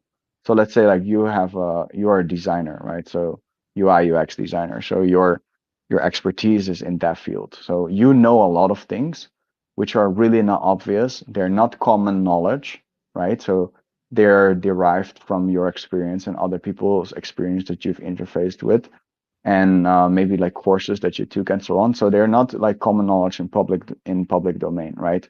You could probably find it out like somehow like by piecing together like a bunch of YouTube videos and maybe different courses online and so on. And so you could find it online, but it's not like readily and logically available. So in those situations, you would probably want to, if you wanted to, have a model that is like extremely good at thinking through like UX design problems, then you could probably take a lot of data that has been gathered in that field, right? And you could probably train a model using that data specifically, and you could structure its output in a specific manner. So you can give it a lot of examples, essentially. You're saying like, with those examples, which is data, you say like, here's what I want you to sound like. Here's what I want you to do. Here's what I want you to look at. Here's what I want you to be good at. And you can train a model and then fine tune a model. Sorry, not train a model. So fine tuning means you take a base model, you train it another time on more data, specific data, like what we just discussed, and it will become like really good at that specific thing that you're trying to train it for. It's a much more cheaper version, and it kind of like creates like these experts, right? So, how does that relate to the story that you told? Well, I think that this is a way through which we can kind of like create a very dynamic mix of different models that have different expertises, but they can exhibit some kind of like, I don't like to say emergent behavior, but in your case, it seems to be like emergent behavior because what is emergent about it is that it creates new pathways and it comes up with a solution to a problem which you didn't see, right? So in your case, like people like contribute a lot of weight to the like whether it's a home game or not, right? But apparently, like from a statistical perspective, there was not enough relationship between the hypothesis and what the machine was learning to accurately use that as a judging factor, right? So you could see it the same way for these large language models that are fine-tuned. Like if you put them together, they'll probably exhibit some pretty interesting behavior, which you couldn't have imagined like yourself. But it doesn't mean that you couldn't have calculated it yourself, because probably if you would, spend a lot of time doing statistical analysis and probably some mapping, then you'd be able to derive a similar or, maybe like near similar conclusion as to what kind of behavior the system should or could potentially exhibit, right?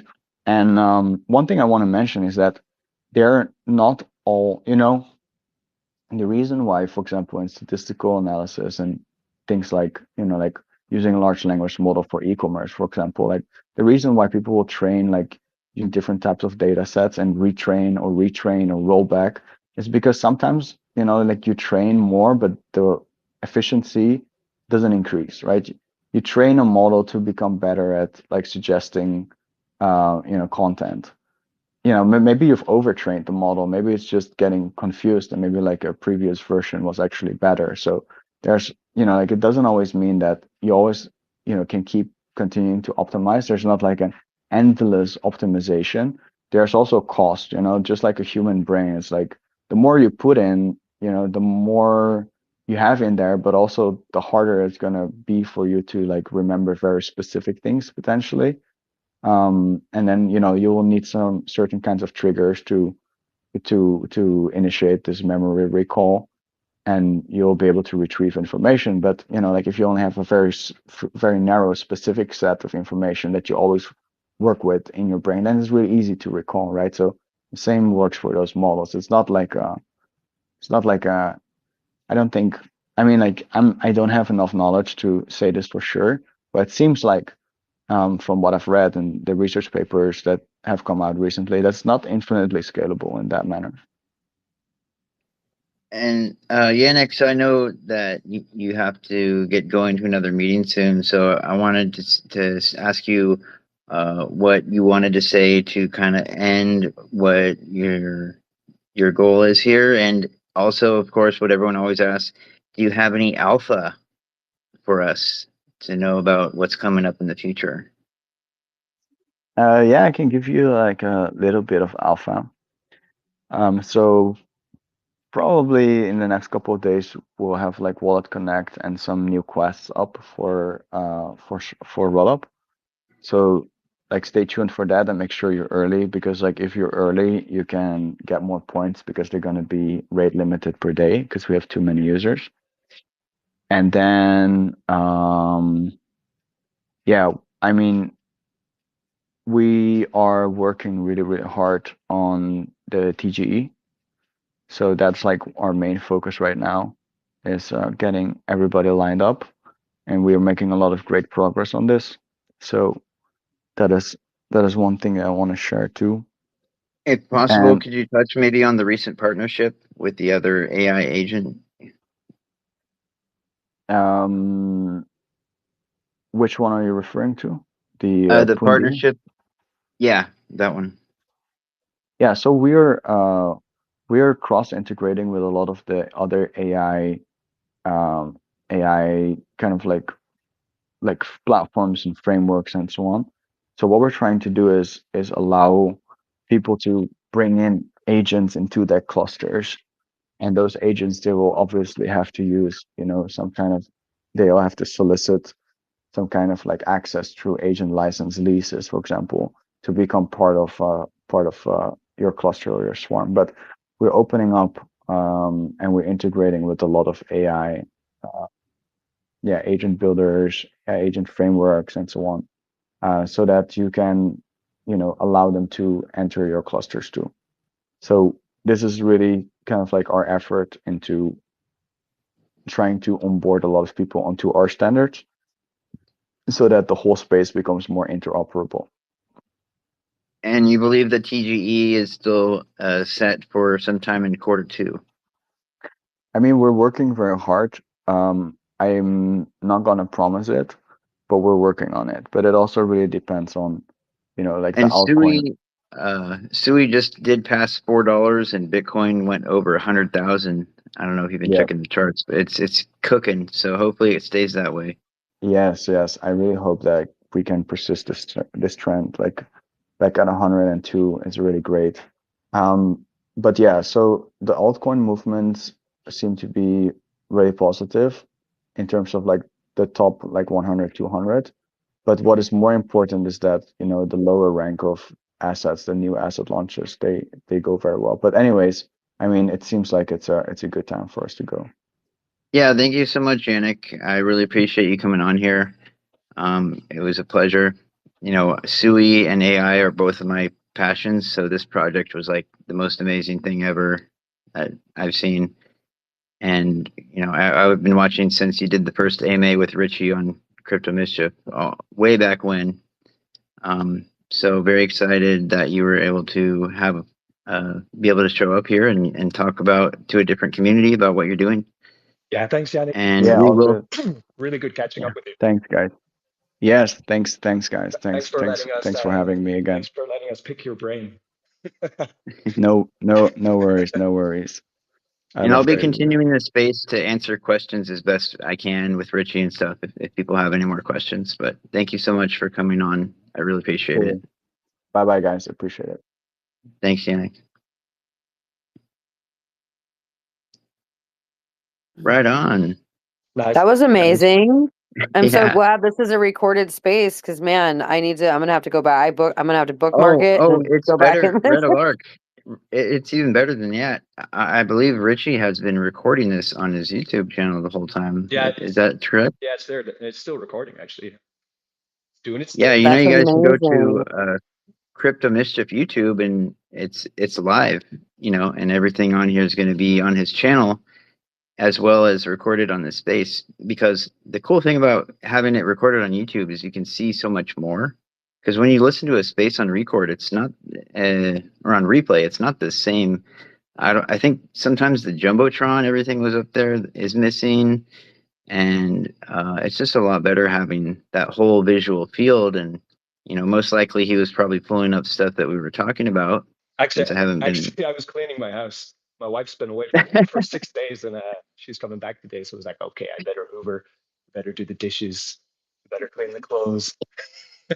Yeah, our spaces go for quite a long time. Sometimes he even gets in a workout in between, Yeah, breaks on the spaces. that's So actually why I like Twitter Spaces, because you can really multitask. I'm a very distractible person at times, so I can actually multitask while listening, getting, meeting new people, meeting friends, and getting new information. Then also can kind of do the other things we're supposed to do. Yeah, It's crazy. compared to like an actual meeting in person where you have to be like focused and looking and paying attention. On these, you can be, in the bathtub or Yeah. whatever, and I think one of the things for Swarm, the one of the blocks that people have is the idea that you have to purchase the license, because it is quite an investment to get to get your own license to use their agents and their swarms once they launch is $999, which um, can block some people thinking, that's quite a lot to invest into like an AI, basically, because we're used to paying $20 a month for ChatGPT or all the other ones we use, right? But then there is the caveat that you're earning their token simultaneously while waiting for the AI agent to launch, which will give you, hopefully, as I'm pretty confident that Swarm's going to be the AI project launching in Sui this year, which is why I 100%. went into it. So, but it is, it's an investment. So that's something also to consider. But I'd say for anyone who's looking to get an edge with AI and build out something that's got a more, like he said, like a more business-minded scope, then definitely Swarm is something that you should be looking into, because I'm Yeah. planning to do that.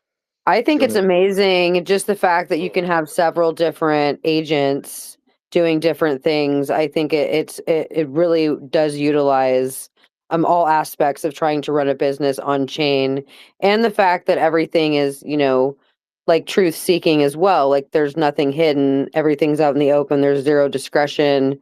I like that fact as well. So, anyways, just my little input there. That's something that you guys can all start using right now and even earn, the roll-up news token. You actually get paid for using a service that's very helpful. I have an example of one of the roll-ups in the Jumbotron. And yeah, basically these are not like pay for service, like where you pay monthly for a service. These are actual assets. So you own part of the Swarm network, and it is something that you own, and like you said, you can either use it or rent it out or even sell it and transfer it to someone else, although I'm definitely not going to be able to do that, or not going to want to do that, because I will have a lot of use cases to have these things do for me. And it's not just about cryptocurrency either. There's many different ways you can implement AI agents into your life and help you with almost any kind of business. And the way you could think about it is, if a human can do it, you can program a swarm cluster to do it, and they can work together. And also the fact that this project still has a ways to go before the builder program comes out and we can use it, that means that all the AI upgrades that happen from right now to the future are going to be accessible.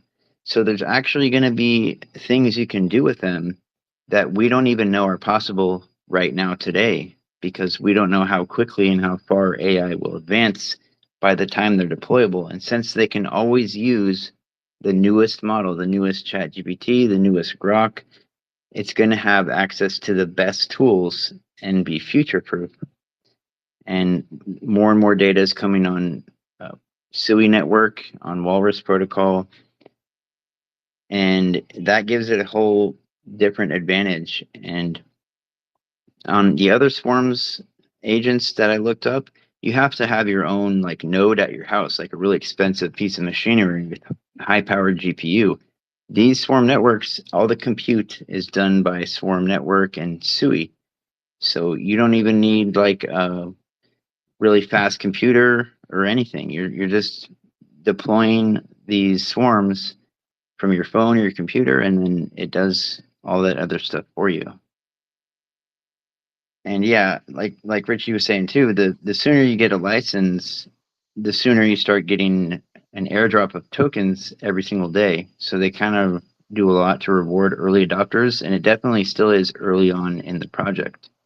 Because after the first 12,000 licenses are sold, the price goes up exponentially. And I think that's when FOMO is going to hit even harder, So it's like they're going to get a lot more expensive real quick. There's a couple things I've been thinking about, well, that I want to build with it, that I made notes on, actually. Let me find it. So the first one was for ads, like running ads on Google Ads or AdSense, these kind of things. You could actually use the swarms in theory, right? You can run like ad tests with your swarm, and then it would then test them, see how successful they are, allocate budgets for them, and then tune the campaigns on the content or visually to make them more effective, using the digital art, using text, using the budget, using A/B tests to see which ones are working or not. You could essentially just have a ad machine finely tuned for whatever kind of need that you want, for clicks or for someone to follow you or for someone to buy something. I think would be really useful. The other one would be, it's kind of funny, but here in China, they have a social credit score. Don't know if you heard about it. Yeah. So you could actually implement with a swarm a social credit score for your own community, right? Essentially, an autonomous swarm that's constantly just monitoring the actions of every single member and assigning them points or bonuses for the actions that they take daily inside the community, which could be pretty fun as well. I've seen similar things actually, which are already around. So I think that one might be quite doable. From a search I did with GPT, real world use cases, it says one, you can make a swarm of analysts, on chain intelligence, a swarm of writers. You can have a swarm that can create content at scale. You can have a swarm of mods, startup planning, moderation. You can have a swarm of watchdogs, scam detection. You can have content swarms to write blogs, answer emails, run socials. You can have a tech support team like help desk. I'm sure a lot of us have already ran into these type of agents before, where you're talking to customer service chat and it's not a person, it's definitely an AI.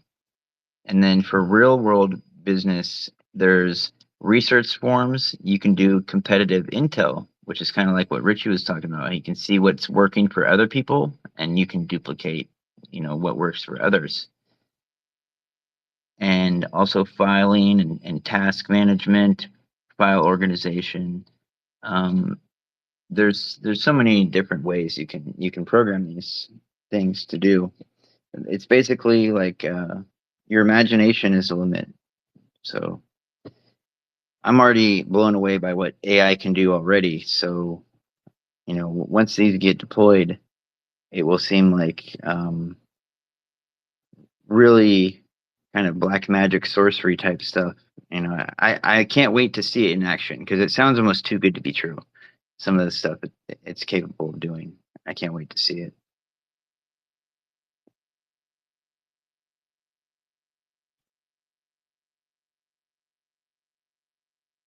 So For sure. So we had a couple new Dunny's here. I see Dunny. Dunny, how are you doing? Did you have any Hi, follow up Richie. Hi, Mischief. Awesome. I'm doing very well. Happy Dunny, to be I here. enjoyed the mega pump on Shock this week. Thank you. That was awesome. That was a lot of fun with the Sui Accelerator NFT pass came out. We had a huge mega pump. And then we also had our first solo focused spaces, which went really well yesterday with Red Alark. And then now we're just working towards our goals here. So it's really great. We had a lot of good volume and pumpage. And, week over week, we keep improving and growing. So anyone's welcome to join the journey with us. We're just chugging along. I'm on Tradeport right now, working on some NFTs that I'm going to release to the community here shortly. So we got all kind. Yeah, I'm going to make 10. I'm going to make animated NFTs from the AI videos that I'm creating. I've been doing one-of-ones and just giving them to certain select people. I have Rick, one you for haven't you seen my Aquashock Barbie yet? I made Wise Degen an Aquashock Barbie, and it dances and everything. And right now I'm going to make one with the video. I'm going to make 10, a limited edition of 10, like they're called Shock Oddities, and it's like a cool little art collection. And I'm having fun with that. You got to make a Crypto Mischief version one. You got to make a Crypto Mischief oddity. I definitely have one for him. I think I DM'd him one I got to send to him. So Or I've he got might one for even you, he Mischief, might of even course. want Sui Trump coin Okay, oddity perfect. better. That's I'm a not good sure. one. That's up to him, you know. Okay. Yeah, I'm into that. I'll make a Sui Trump oddity for sure if I if think you're that would into be that, really Mischief. funny to see a Sui Trump oddity version of how you do things. Okay, cool. I like that idea as well. That could be good if you make it, then we can do like a contest and then give it away to one of our token holders. That'd be really fun. Okay, perfect. I like that idea. Yeah, Let's do it. And then, that'd be listen really to fun. the Swarm Network and Yannick and you guys working with him. There's just so many great builders on Sui, and I just get inspired and more research to do every day.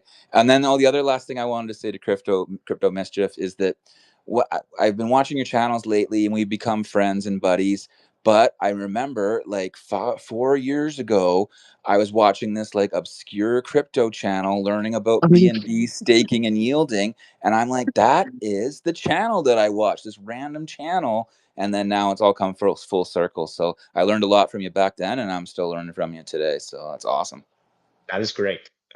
Because it's not like it's always great to just to find friends in this space who have like common interests, common goals.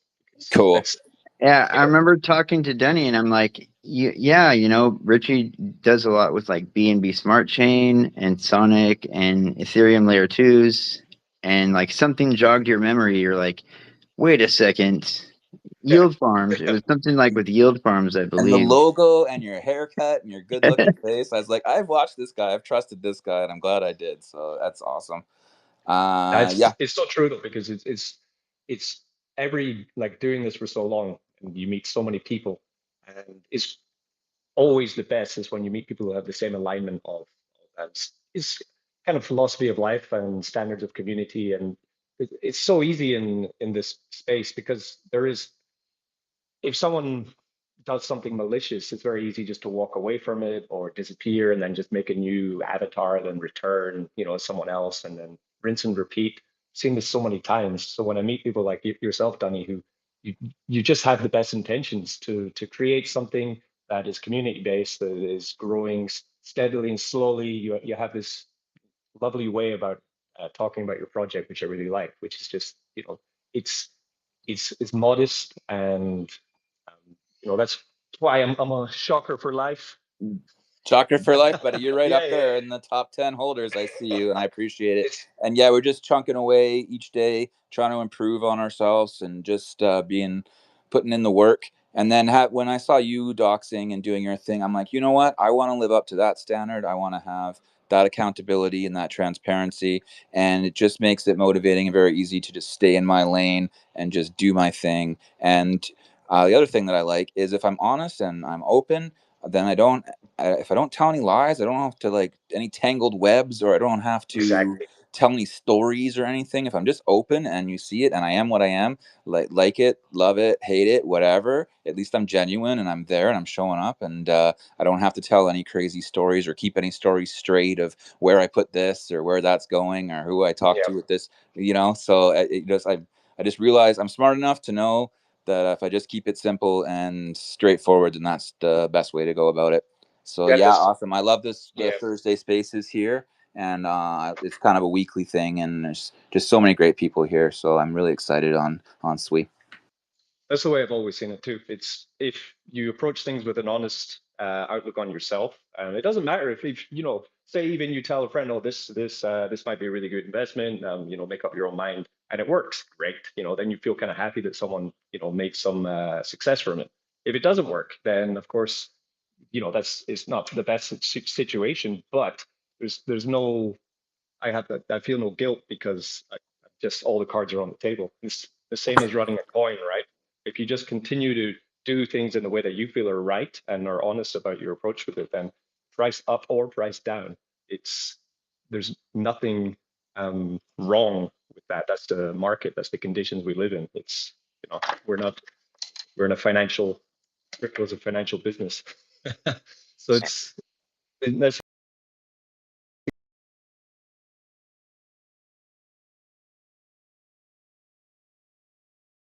Love working with you guys. So let's yeah. keep it going, keeping it strong. Sui's just starting, so we got so much room for growth and potential here, and there's just room for everyone. Sweet There Trump there is such a good project and all the utilities you're building over there. And I'm really excited to be close and working and learning with you guys. So Yeah, thank you. remember I put on the Jumbotron just now the link to the live video of this space on Richie's channel, where if you go there right now, it'll still be live, but it is recorded on his channel also, so you can go back and watch it. And he does videos for all of our project partners for Sui Accelerator. And, you know, he's not getting paid anything at all for this. He does it to help out. So every time on these spaces, I ask if you could just go like his video, subscribe, leave a comment. You know, it's a free way to give back to all the help he's giving us, because I think he should get more credit for that. And definitely, Dunny, you're awesome because you're such a team player. Like, you don't mind helping out other projects, even if you're not, like, your name's not tied to it. Like, you helped me make content for, like, toilet dust, you know, when you had, you know, no recognition of it in it, but you still did it for me and helped out and stuff like that. I really appreciate. And I think that's awesome. And, you know, we've connected like on a whole nother level. So, always glad to hear from you, buddy. You're my boy, Blue. Mischief, My boy, you Blue. too, buddy. Appreciate it. I see y'all some good friends in the crowd. Climate Hoax is there, Lifeguard, all these amazing Chads. I genuinely like all the people in this space, so I know I'm in the right spot. Cool, guys. I'm going to kick back. I'm going to have a bath and release some NFTs. So pop over in the Telegram in a little while. I'll have them up. Yeah, and the rest of the space is, you know, now that Yannick had his time on here, you know, anyone else wants to speak about their projects or what they're doing, you know, we have Millie here. He's a partner. We have Rescue, Lifeguard. I don't think we've heard from Lifeguard yet since we've been partners on Accelerator. I'd love to hear from him. He's always I could got go some for some Lifeguard Alpha right now. He's always awesome good to stuff. listen to. Lifeguard. We have Sui Trump in the crowd too. Maybe he has something to say. He's recording on YouTube at the moment. I think Richie would have to do his Trump voice, but yeah, he could answer for him. Yeah, I can answer for him. We have a Sui Stigma that's who came another up as a thing. speaker, but I'm not sure if he wants to talk. Oh, and Lifeguard's requesting. Let's get the Lifeguard. Oh, awesome. Yeah, and don't forget about the alpha that you have. You know, might want to do it at the end or something, but there's definitely some Sui Trump alpha that we need to hear. Yeah, I'm still waiting on something eagerly, very eagerly. Lifeguard, what's up? Lifeguard. What's good, guys? Nice to hear from you, buddy. It's been a while. It's been the first time since I saw that you partnered with Accelerator. I'm super happy about that. Yeah, thanks, man. This was a super cool space. Um, I just I think it's really important that we start thinking about intelligence differently because it's like we have so much intelligence available to us. Now it's about how do you apply the intelligence, right? And that's when you're getting specific, and like what he was talking about, machine learning, like there's different modes of machine learning. When you label data and you go through and you carefully curate every single input that you're going to give to this AI, then you can get a very specific output out of this AI. And you kind of separate, and create different AI for different contexts, different tasks, different, situations. That way they can be really specific and they don't have any of this extra content that they don't need to be there. So it was just really cool to hear from people who are actually in the AI field. I'm just like someone who's just like uses or tries to apply the intelligence in a lot of different ways. Right on, bro. Yeah, because I mean, for me, I spent a couple years training LLMs through data annotation and data analytics. I'm really good with prompt engineering and using LLMs responsibly. So I get, all this stuff, but, I know it's complicated for a lot of people. So I'm glad to have Yannick and people like that come on and talk about the other possibilities, because to me, it's really is about augmentation. Like, if you have bad intentions, you can augment your bad intentions. But if you have good intentions, you can augment your good intentions. Like as far as medical, like AI is able to fold proteins like in such a quick time that used to take scientists their whole career just to figure out one type of protein fold can now be figured out in like days or weeks or something incredibly faster, and that's saving lives. You know, that's a real change for the world for the better. And I just totally believe that it's going to be a positive thing for humanity. You should never just plan your whole career on one field because it could be replaced. You know, you want to be versatile and be able to adapt. And if AI takes jobs away, well, it's also creating new jobs, just like what I just mentioned. Right now, there's such a huge need for data annotators, a new field. They're like sending me emails constantly. And, you know, if you knew where to go to do that type of job, they have it by task, and you could do it as little or as much as you want. And you could do it anytime you want, and it pays pretty good money if you're okay with that type of work. You know, you'll be making boxes around people, boxes around cars, recording phrases, um, comparing Google search results to what things actually are. There's many different types of data annotation that you can do, and it's a perfect kind of side job to cryptocurrency because you can do it all from home. So, you know, those are more jobs that are being introduced, even if, you know, maybe speech coaches for language learning are getting, you know, laid off. Well, there's LLM data annotators, data analysts, um, all those types of things, and there's just going to be even more. Go ahead, rescue lifeguard. Let me ask you, my man, with the preference now towards like working autonomously, like being a digital nomad or like remote work, like how do you think that's affecting like the social side of things? Like how many social interactions people are having, or like what medium they're having those interactions over, or like I don't know, just Well, like for me, I have been, you know, I'm was born in '83. I witnessed the dawn of the internet. I've been online since it was a thing, and I've been habitually online daily, like to an obsessive level and obsessed with computers. And I just meld so easily with being online. And these spaces right here that we're having, we're not just sending, you know, text. We're actually having a live conversation.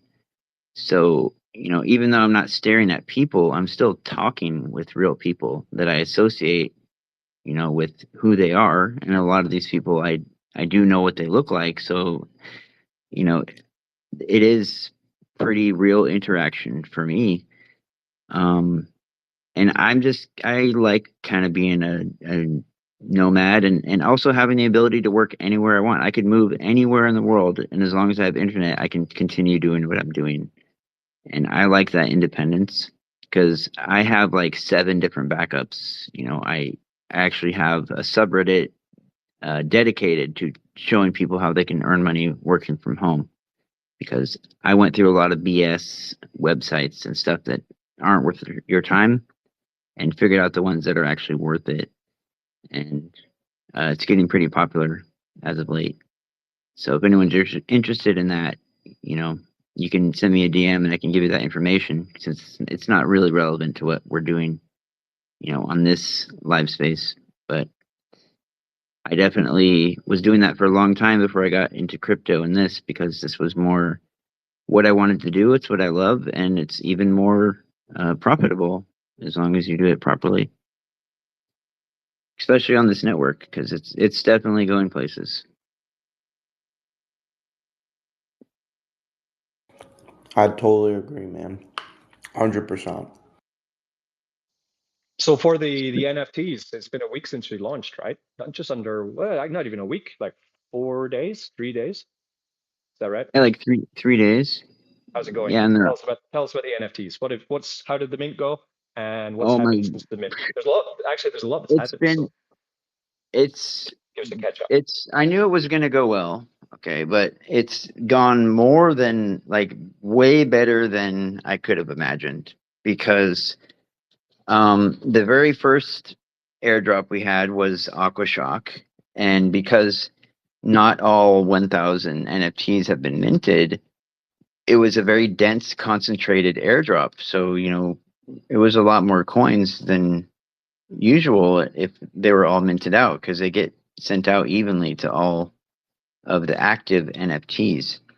And I'm pretty sure, Aquashock, that started pumping after that happened. And then once people realized it was actually a thing and it was working, we were getting requests from other projects wanting to join right away. And they even contacted Paste, this Pokemon or Poke coin, and was already doing an airdrop the very next day. And, he worked that out with them. So it was even a surprise to me getting this Poke airdrop. And I believe they did 2% of their supply, which is, I think, the max, like the biggest that any project has done. And that was like blew up pretty high. And Paste was working it out, like even with just the airdrops you've already had, like the 3 that have already been sent out, if you sold them at their peak height, like after the drop, you'd already be about $25 ROI'd out of what originally cost $85. And there's still 13 scheduled ones to go.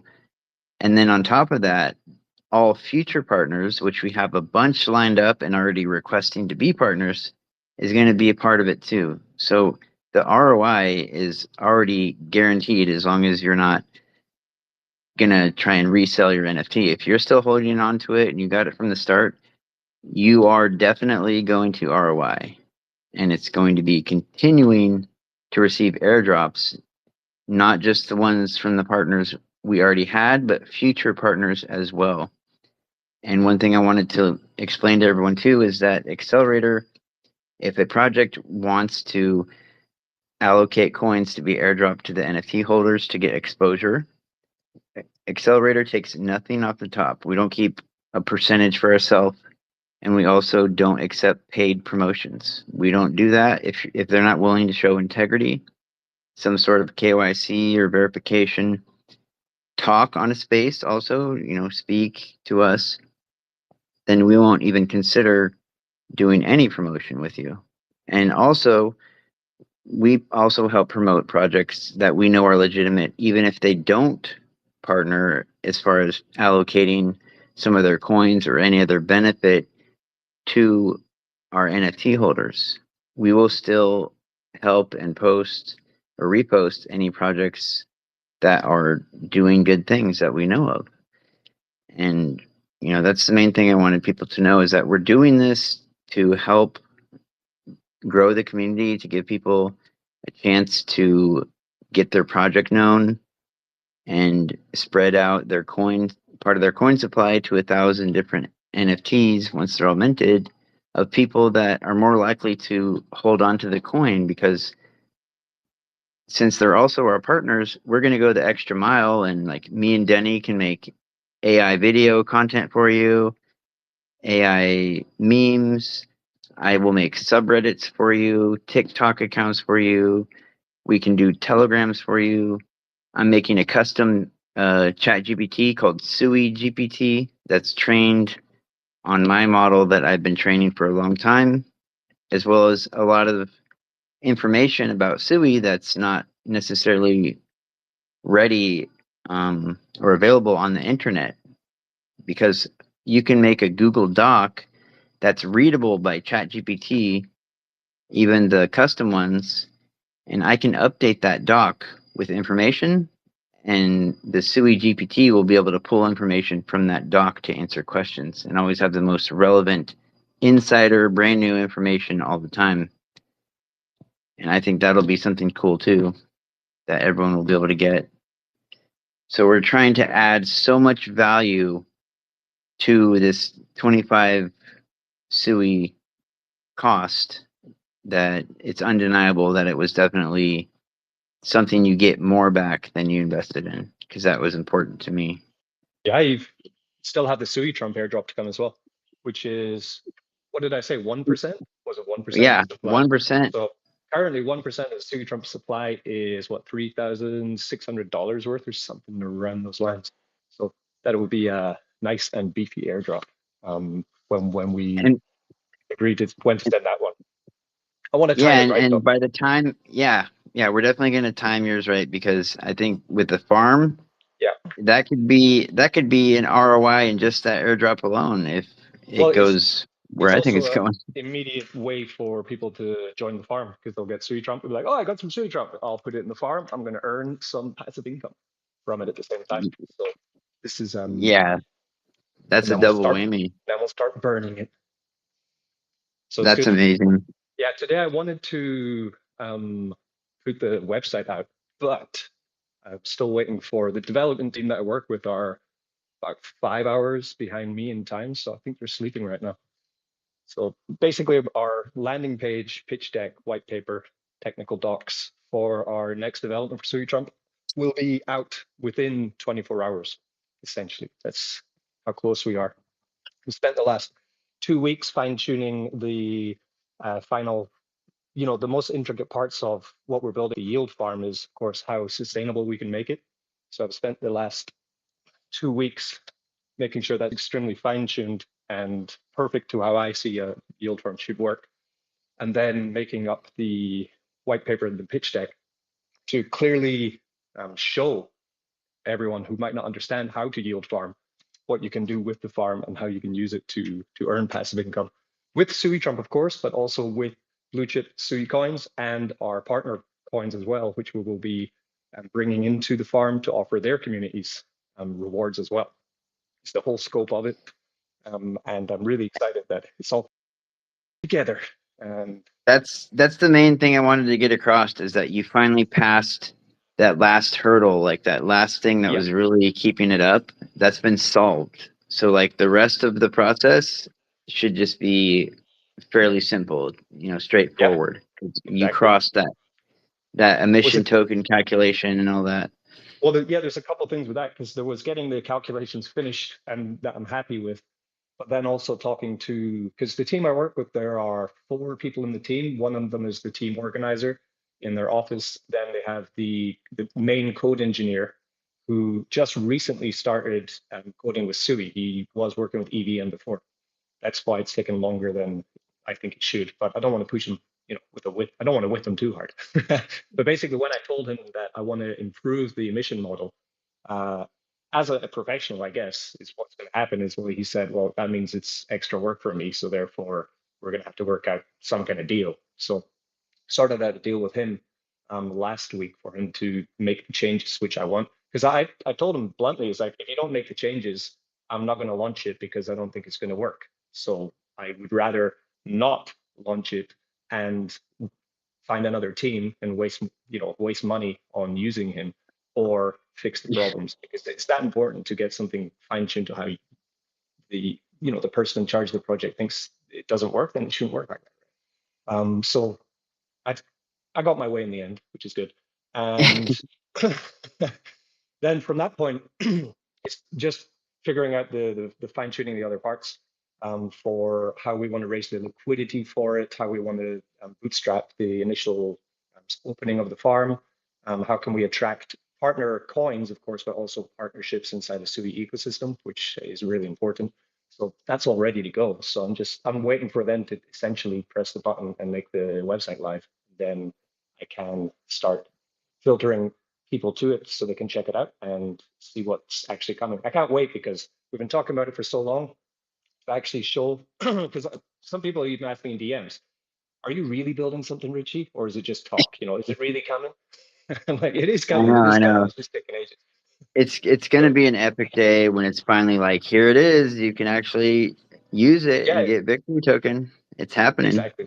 I know. I do have the habit of getting stuck in the weeds sometimes. So I'm trying to, get out of that a little bit, because you're a perfectionist. It has to be perfect, and that makes sense because other projects have to use it.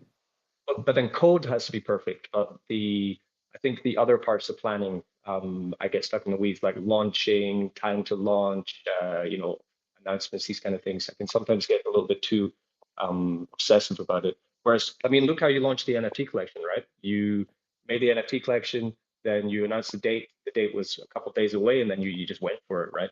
So that can also be a successful launch strategy. So I don't want to leave too long before the the website launch and all the documentation is available, and then the beginning of the project. Shouldn't be too long. Things in crypto have to happen quite quickly in succession to continue the momentum. And that's what I And want to today do. with Sui passing $4 today, that's, and Yeah, we that's can see great. this momentum building. So It's I so think this is the obvious. time we've been waiting for. $10 Sui, man, it's so obvious. I was trying to tell my friend, right? He only holds Bitcoin and ETH, right? And he's been holding Bitcoin and ETH since 2020, right? So he went up, he went down, he's gone back up, went up to 125. I said, oh no, went up to 108 or something. I said, maybe you should take some profit on your Bitcoin. He didn't take profit, went back down. And then I told him the other day, I said, well, you should, I think it was last week, I said, you should just sell probably half of your ETH and just buy Sui. Like, 100%. because although like Ethereum had this upgrade yesterday, which is why it's seeing serious green candles. It was oversold. The tech is better now, but it's not better than Sui. The upscale of price performance in Sui is way higher. A 2x to 5x is completely, it's there. You can see it. With Ethereum, it has to retake 4,000, and even then, it still isn't at its all-time high from last cycle. It's lagging behind seriously. So I suggested he buy Sui. It was on a red day, and of course, what message do I get today? Richie, I should have did it. should I buy it now? Like, what? Yeah, but at the top. Why? Yes.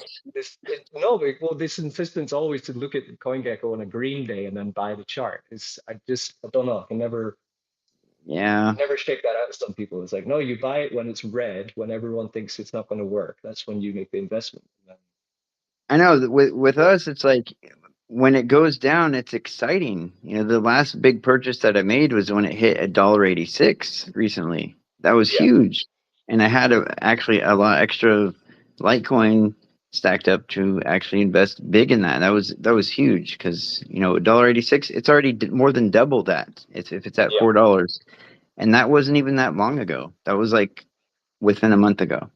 So a $10 Sui by the end of 2025, I've heard is modest. Some people say $25 a Sui, and that What I'm looking, $10 is yeah, almost guaranteed. But what I'm looking at you know, doing now is that because I have a lot of Ethereum altcoins and meme coins, actually, a large collection of meme coins and altcoins on ETH, and they're all very much underwater. Some of them I'm still in profit. For example, Pepe, I bought that in the second or first day it came out, completely random. I just saw it. I bought like $1,000, and then it just went parabolic. But it's come down considerably since that time. What I'm looking for now is if ETH does have this rally coming back to 3K or 3.5K, I want to start selling off my meme coins on the Ethereum network, moving that capital into Sui altcoins instead, because I just see so much more potential upside inside the Sui ecosystem with everything that's happening, with even the projects that are here, like listening or wanting to speak today. There's so much more potential upside and way less malicious people in the space. It just seems like a safer place to start building for this next cycle. 100%. And Yeah. I definitely recommend everyone to check out Costas's speech during base camp, because he definitely is like the smartest out of everyone at Mission Labs, in my opinion. And when he talks about the things that are available on Sui and what they're working on being available, is just completely mind blowing. Like using Sui when you don't even have internet, you can open up a side tunnel if it's just you and one other person, and you can interact and do stuff on Sui just between you guys. And then when you get internet access again, you just send the end results of whatever you guys were doing. and then also sending Sui via text message for places that don't have internet. You can create custom prompts to where if you text message this number with a 2, it'll send $50 to your local grocery store through an SMS text message. And the things you can do on Walrus. Walrus, the storage protocol, just went live not that long ago, and there's going to be Seal, which is like absolutely 100% private data that no one can ever see, and then Nautilus, there's coming on board. They're just adding protocol after protocol and utility after utility. It's going to be so utility packed that I think it can have price action outside of the regular scope of altcoins, because it's not just about cryptocurrency. It's about all the things you can do with Sui. And the Sui NS, you'll be able to create video calls with voice. You can block people. You can just use a Sui NS and not have to be your name or your address. That's already included. That's going to be adding. Also, you can sign things. So prove that you are who you say you are, like the zero knowledge proofs, but in a public way. So where somebody can send you something and then you can sign it with your Sui NS that everyone knows is yours. And then if it comes back from that signed Sui NS, they can know that it came from the actual person. And it just goes on and on and on. I mean, the stuff that's possible here, it's really cool being a computer nerd and hearing all this stuff. It's amazing.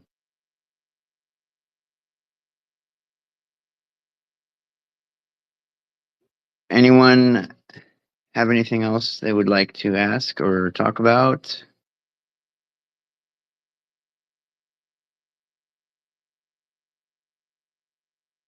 I know Denny came and went. Danny's in the bath. He said he's going to go in the bath. He's going to mint some NFTs. Okay, we got a request here. Oh, he's coming back. He's going to report back what he found in the bathtub.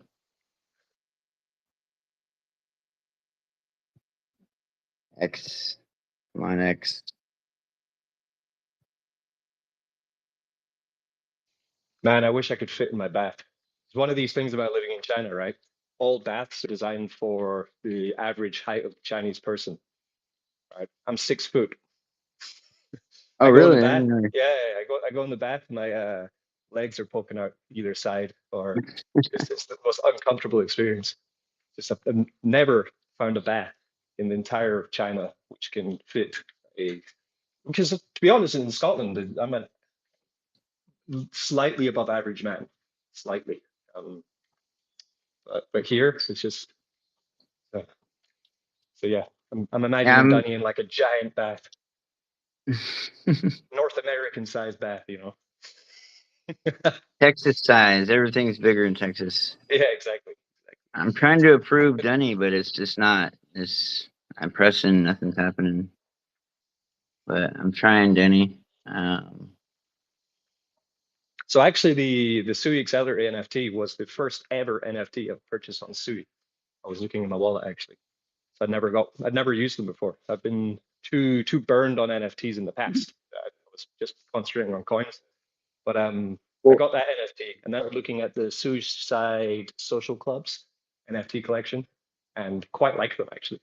So I grabbed a couple of them.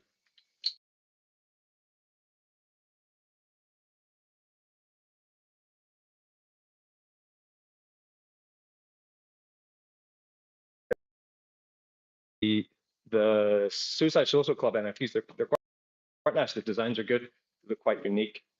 They have like a good vibe about them, and relatively cheap as well.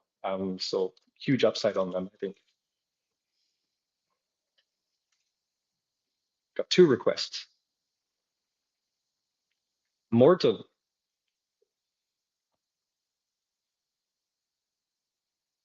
Mortal, I put you up to speak. I think you might be able to hear.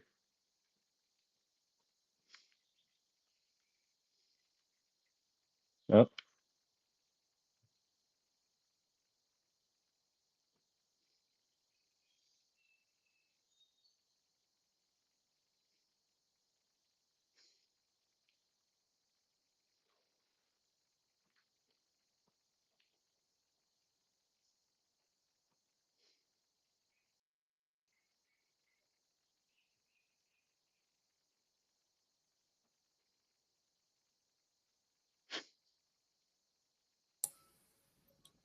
Hey, can you hear me? Yeah. I think everyone got muted. Don't know what happened. We have Morton. Morton looking to speak. My YSDGen profile got removed, so I'm trying to get it back on. I was rugging too, but I'm back now. No, I got kicked off. My YSDGen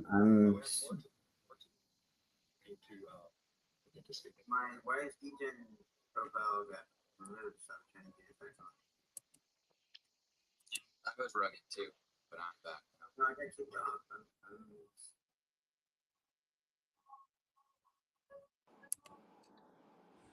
I'm just going to jump in really quickly and just say how awesome and excited I was to do be the first inaugural airdrop for Sui Accelerator. That was a great honor, and it was so exciting to step up and do that with them. And that project's just coming together so well. It was so flawlessly executed by Paste and the team, and I just know that I've picked the right people to work with. And it was fun just establishing ourselves, and everybody knows now not to muck around because the Sui Accelerator boys are doing it right. Yeah, I just came back, guys. I was kicked off for a second, so that's why I was silent for a second. But the NFTs, yeah, this is actually the first one that I actually purchased from Mint as well myself, because all the other NFTs I've ever gotten, I got them on resale because I can never remember to do the mint, and they would sell out so quickly. But as far as I've seen, all the NFTs have been about just art, and they do have like benefits to them, but the majority of what they are is art. So, I wanted to create one and Paste that's pure utility based and just a way to spread out coins and make a win-win situation for everyone. Like, the projects win because they get exposure and their coins go to people that are more likely to hold them. And the fact that they're partnered with us, they're more likely to go up in value. And then the projects themselves, they're going to get extra support, like from me and Denny, making AI videos, memes, subreddits, all that stuff. So I think it's total value packed. And, there are still some for sale. And if you're not whitelisted, you can send us a message and we'll add you to that whitelist so you can get it for 25 Sui only. And you can buy as many as you want as well. And there's going to be some surprise airdrops. There might even be a surprise airdrop of the first coin doing a super secret maybe drop later if they feel like doing so, which they are right now, and maybe it'll happen again. So get it, and it's going to happen. Ooh, alpha. It's a little alpha. So I guess yeah, it's been 2.5 hours. I think that would be a good space for today. I plan on having more spaces, and I also plan on streaming to Kick, when Richie's not available, because I know he's a busy guy. And I want to get accelerator pages for everything, anyways, including YouTube. And, any proceed I get from the sale of the NFTs, 100% of it is going to a new computer that I could use to make better content for the project partners. I'm not trying to make any profit for myself or line my pockets. I'm truly trying to do this to help everyone else and improve my ability to help projects and create better content and just grow the network even more. And, I want to show a receipt on that and everything that, this is what I got. This is what I'll be able to do. And you'll be able to see the difference in the content that I could put out, because it'll be amazing from what I've read. Because I'm using a Lenovo T44P. It doesn't even have a dedicated GPU.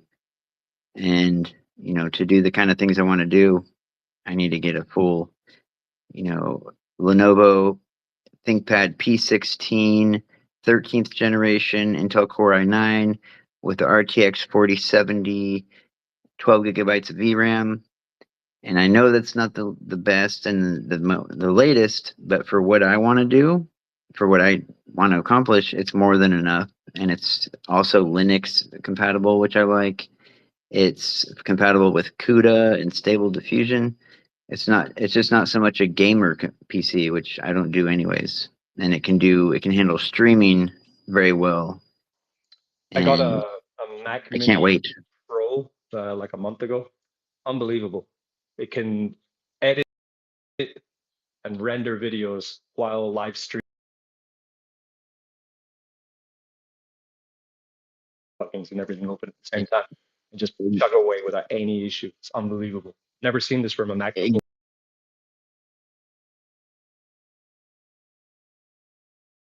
You know, those Macs, they have dedicated GPUs also, and that's the main thing, because computers, they don't require a GPU to function. You can just have a CPU, you know, your processor and your RAM and motherboard.